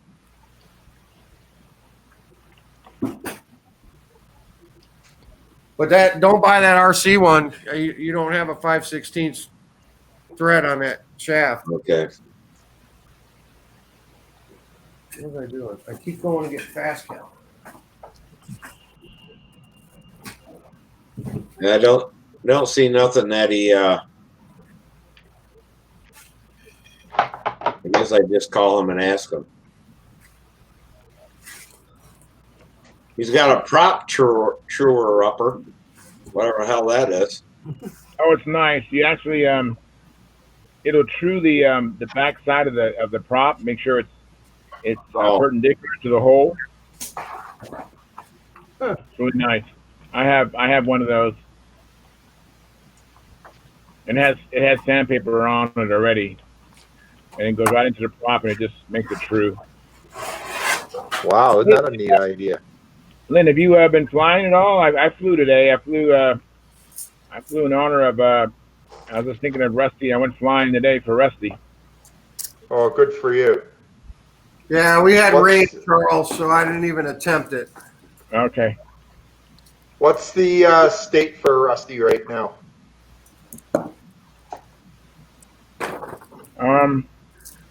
Well, his wife, I guess, texted Mike and says she suspected he had about 24 hours or so left. Oh, that's a shame. Yeah, she said in the next day or so she anticipated. That's too bad. And he's been heavily sedated, so Okay.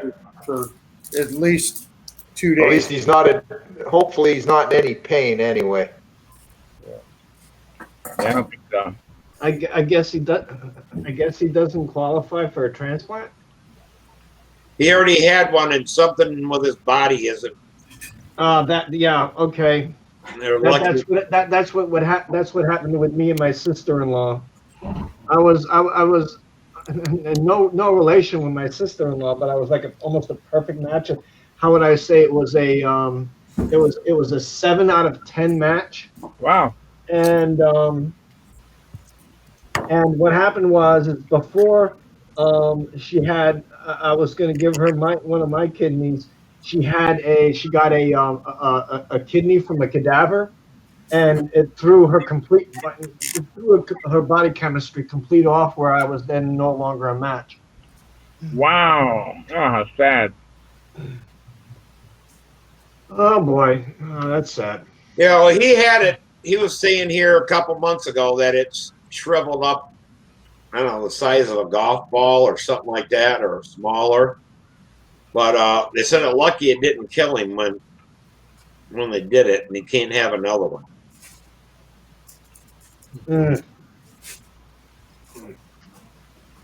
That sucks. Yeah, I agree. I used to call Rusty whenever I was driving from a contest, and we would talk on the phone just while I was just going down the freeway, and that really does suck. Yeah, it's kind of hitting me right now, like like Larry Cunningham. He was like there, and then all of a sudden he was just gone. Yeah. Yeah. I love his wit. Oh yeah, for sure. I mean, some of the things he said, like Mike. You can hear me, Mike? Yeah. Okay. I was watching the video because I've been kind of nostalgic looking at Rusty's videos, and there's a video where you're flying the Super Satan. Yeah. Tom Luciano and I forgot who the pitman was. Jeff Dawson, I think. Yeah. So Rusty's on the outside of the circle watching, and the plane goes by. You know that sound that the planes make when they turn real quick? He goes, and Rusty goes, "Boy, you can hear the hair off that one."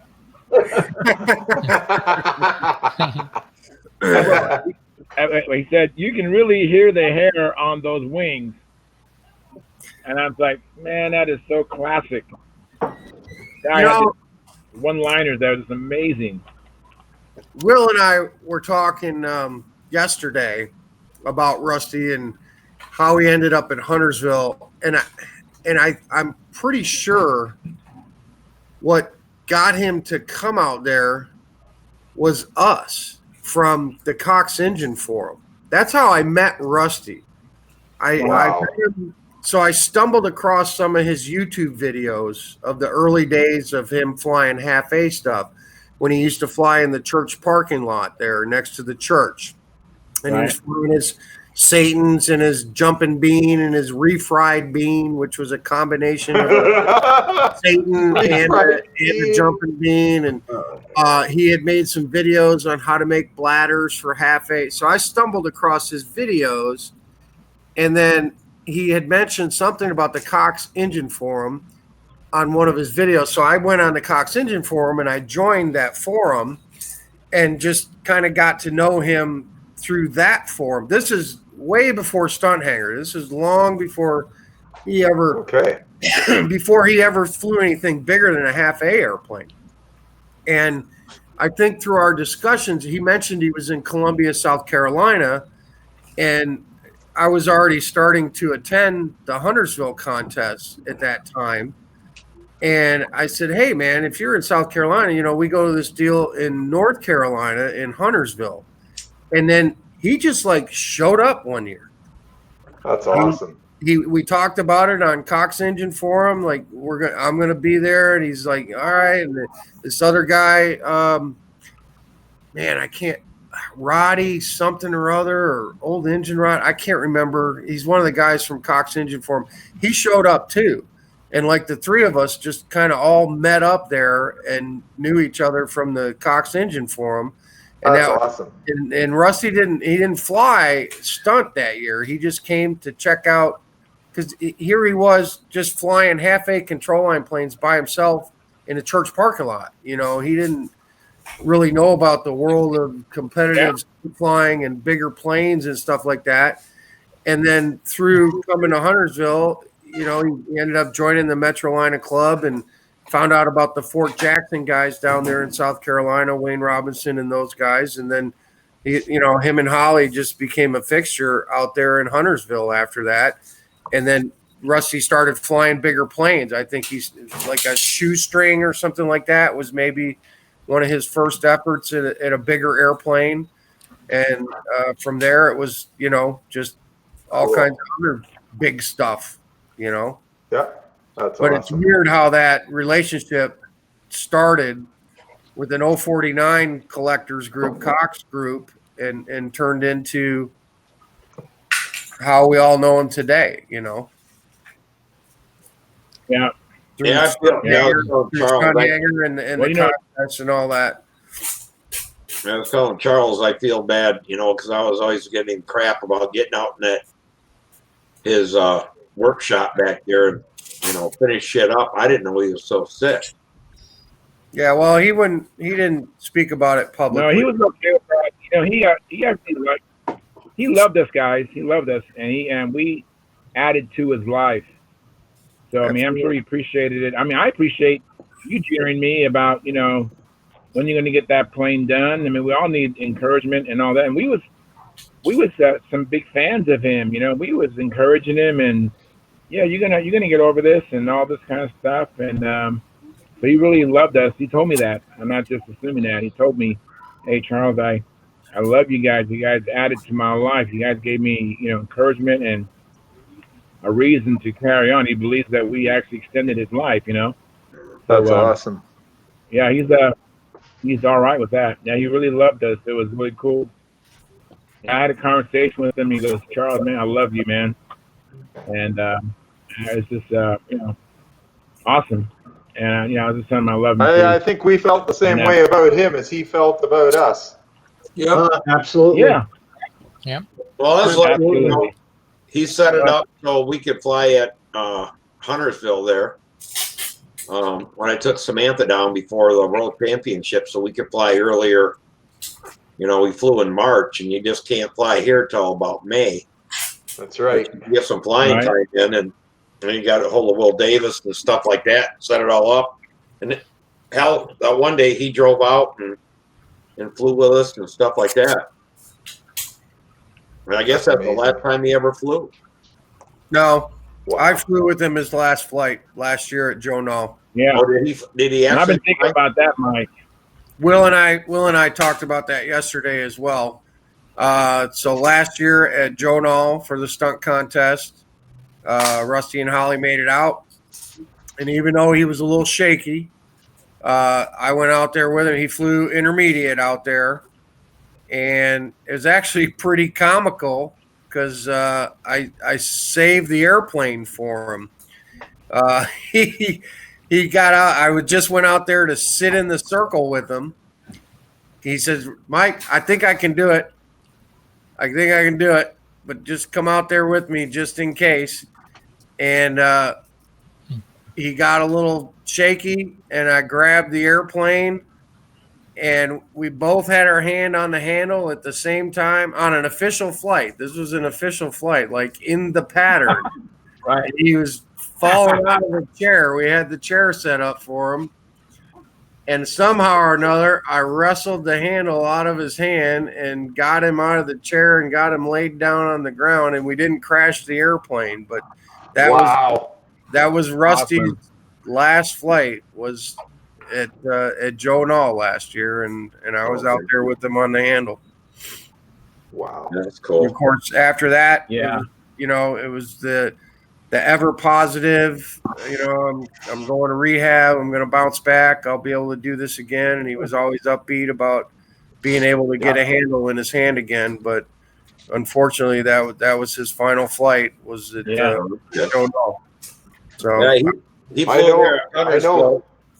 You know, we flew that whole day, and he brought a couple airplanes, and he flew the pattern, you know, a few different times. And, you know, he wanted to get back and flying. And then that's when he was headed that one contest and broke his hip or his leg. Something happened. And he was down for so long with that, you know. But, yeah, he was a hell of a fighter. Oh, yeah. Still yeah, is. he was good. You know, when he was getting ready for that contest. Guys, let's stop using the past. Still is. Okay? Still is. A couple of you guys saying was or used to be. He's still here, guys. Let's respect that. Still here. That's right. The thing I want to say is, if any one of the community, not necessarily on here, but speak up if you have a medical condition that might be beneficial from a transplant or something. Speak up. Don't keep it. Don't keep it to yourself, because stranger things and more wonderful things have happened where somebody just speaks up and says, "Listen, this is what my doctor said. I need a transplant. None of my closest relatives are a match." I was not related to my sister-in-law at all. Not even close. Yet I was a better match than I was a better match than her kids. And Wow. I was ready to go for it at that time. I mean, I was quite a bit younger. I don't know if I could have been able to help Rusty or not, because I'm in my 60s at this point. But still, don't keep it a secret. Well, it wasn't that Rusty was keeping it a secret. He had good doctors and good medical care all his life. If there was anything that could have been a life-saving treatment, he would have done it. They're just all the options were exhausted. He was not. Somebody said he had a heart transplant. He was not an eligible candidate to get his kidneys. Yeah, Steve. He told me he had a heart transplant. See, I never knew that either. Wow. Yeah, he told me he had a heart transplant and been on dialysis for 35 years. That's got to be. Yeah, my sister-in-law was on dialysis for almost that long. Oh, really? Okay. Yes. I thought that was like super rare. Yeah, it was. He said that he was the longest one in South Carolina there or something. That usually only like 15 years is all they can go. Some people, I guess, can go longer, but that's like an average before stuff starts cracking out so bad. I'll tell you to deal with Minnesota Mike, he asked what happened to Rusty, and I responded, Rusty's in hospice. And then Minnesota Mike said, damn, sorry to hear this. And then Terry Forbes said, God bless Rusty. And Minnesota Mike concurred, yes, Terry, God bless him and his family. Yeah, but he's still fighting. He's still with us. He is still with us. That's awesome. Keep him in your prayers and pray for a miracle. Yeah, absolutely. Yeah, what else did he tell me? But I just love Rusty's voice, and I love his wit. That's something I really appreciate. I love it. So I went out to go fly just for Rusty today. I haven't really been flying because I've just been too busy, and I'm trying to build this new plane. I'm not trying. I am building this new plane. And but I went out today. That's good. Did you get any 16th balsa on your wish list? You know what? I ordered some, and I'm waiting to hear from another friend of mine. And so I'm gonna. I'll get some. But right now I don't have anything. Right now I got these beautiful mole bucks and no 16 wood to mold around it. Ooh, Charles, you're not gonna like this then. I got a whole stack of. I got like 15 sheets of 4-inch. Wow. 16th balsa from Mac Henry. Wow. And it's all contest balsa from Bud Nelson. Wow. God knows how long it's been. It was in his shop. It's probably 20 years old or 30 years old. Who even knows? But Yeah, Wow. and all the weights are written in marker on the Wow. end. You know, super nice stuff. I don't know how I could ship it to you though, man. How much Well, do you hopefully, need? I actually, I ordered some from Bob Hunt. Okay. I have another friend out here in California. He told me he has lots of balsa wood, so I asked him if he would sell me some of that. So I'm waiting to hear from this other guy, but I expect Bob Hunt to come through for me. I mean, I'm pretty. He's a That was one of the things I got from Mac when I helped him clean out his shop. nice. Was he had a whole rack full of contest balsa, you know, 16th, 1/8 inch, 3/32, 3/16, 1/4 inch, and then a lot of spar material too. You know, a lot of 1/4 inch spar material and the square stuff. And it was just all, you know, he had a really nice shelf for it. So it all laid flat, you know, and it was all stacked nice and neat. Wow. I didn't know what I was getting when I got it. He was like, "Do you want this balsa?" And I was like, "Yeah, sure. I can always use balsa, you know." And it wasn't till I figured out later, like, okay, this is like contest. This is like super light stuff. This is like the Yeah, absolutely. golden stuff, you know. Well, you know what? I mean, I think you're gonna transition to become more older too. You're gonna need that, you know. I'm transitioning from flying ARFs and other people's planes to build my own. Right. Exactly. So now it's becoming a premium. Yeah. Where I wasn't even thinking about it before either. Right. Yeah, Yeah. you just used whatever was in the box. Or whatever you could pick up at Hobby Lobby, you know, or Michael Craft Store, you know. And you do find some good stuff in there occasionally. Sometimes they got some really nice, straight, light stuff, but you got to look through 20 pieces to find one good one. Yeah. It's still worthwhile, you know. Yeah, I went to Hobby Lobby last week. I must have weighed about 20 or so sheets. They're all like 9 and 10 pound weight. So I didn't buy any of it. Len will buy it. Len will buy all that 10-pound balsa wood. You just find be nice. hunters, man. Now, let me ask you something. What does a good sheet of balsa weigh of 1/16? I don't know. Okay, well, I'm just trying to figure out. A 10 pound, 4 pound, 8 pound, it means nothing to me. I just need a weight. I have all mine weighed, but I don't know what it means based on what it weighs. So you use that density calculator on the website. So what I did is I took the density calculator from my phone, and I have a pocket gram scale I got from Harbor Freight in my pocket.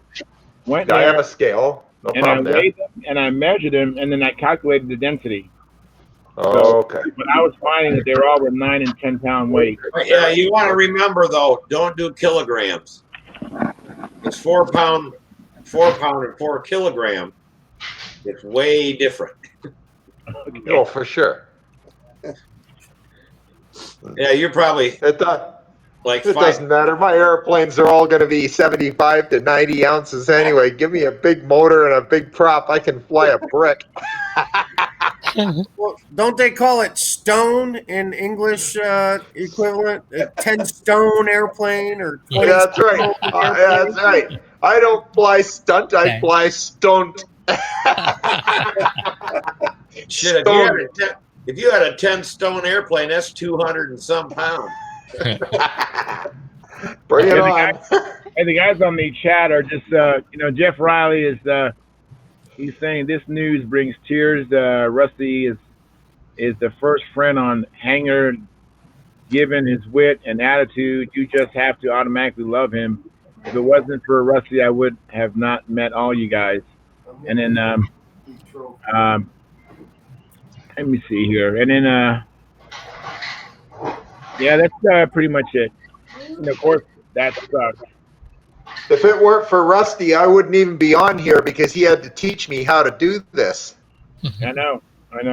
It's awesome. I was thinking about taking a computer that has never been on this and then take some print screens and post them at the bench to show new people how to get in. So they have. That's a good idea. That's a good idea. I'm hoping to do that because there are people who don't come in because they don't know how to do it. So I'm going to try to No, make they're scared to try it. Exactly. I'm going to make it easier. And I'm a Tampa member. I'm hoping, without spamming everybody, communicate to people that this is something that's available and fun, and try to get kind of continue to grow this thing. If you get enough people on here, Charles, you're liable to find somebody who will give you all their good balsa. Yeah, right. Oh my God, that's too funny. Oh, that's too funny. Oh man. Well, there's probably some guys that are long in the tooth, and they probably had all kinds of plans, just like we all do. Oh yeah. Run out of time, and then they don't want to see it go in the trash. Hang on, Mike. Let me click on you and see what you got. Yep. April 2017, first place, intermediate. I was just pulling that off my wall there. Look at that. Go Rusty. Yeah. Yep. And go there he Mike, is. of course. That was That's awesome. Rusty and I chased each other in intermediate for a couple years at Huntersville, and he was always in the picture with me. Yeah. In the That's top awesome. 3. That's so awesome. Good for him. Yeah. Yeah. So Will Davis does a really nice job with the trophies for Huntersville for the plaque. That is a nice plaque. You always get this is how they do their plaques now. And Will so for the Saturday events, you get it with the picture on it. On Sunday events for Pampa, you get the plaque and we'll send you the photo in the mail, and then you put it on the plaque yourself. Nice. Yeah. Nice. Free. You're first, second, and third, and then whatever you placed in. Oh, that's awesome. nice. I really like that. Yeah. So cool. Well, guys, I'm out of here. I gotta meet with 2 insurance inspectors in the morning. So, one early in the morning, one in the afternoon. Okay. Well, it's 9:11, and let me close this program down. You guys can continue to converse and talk and all that. So it looks like I remember seeing as high as 20 people viewing. Wow. But might have had more than that, but now we're down to 17, and it's been a good program. Thank you for tuning in. We should be back next Monday, same bat time, same bat channel, and if you can come on in, that'd be great. And we look forward to seeing you again. And so fair winds and tight lines. Go out there and fly, and come back and tell us something that you had done or built or crashed or what's going on. Let us know. It's we love this hobby. So good night, y'all. I'm going to end the stream now. See you, Charles. Bye, Joe. Charles. See you guys later. I'm going to look see my wife and kids. And I'll have a good weekend, Charles. Thank you, gentlemen. Right, Charles. Good night, everybody. Hey, Charles, did you already show the calendar, the new calendar? Yeah, I did.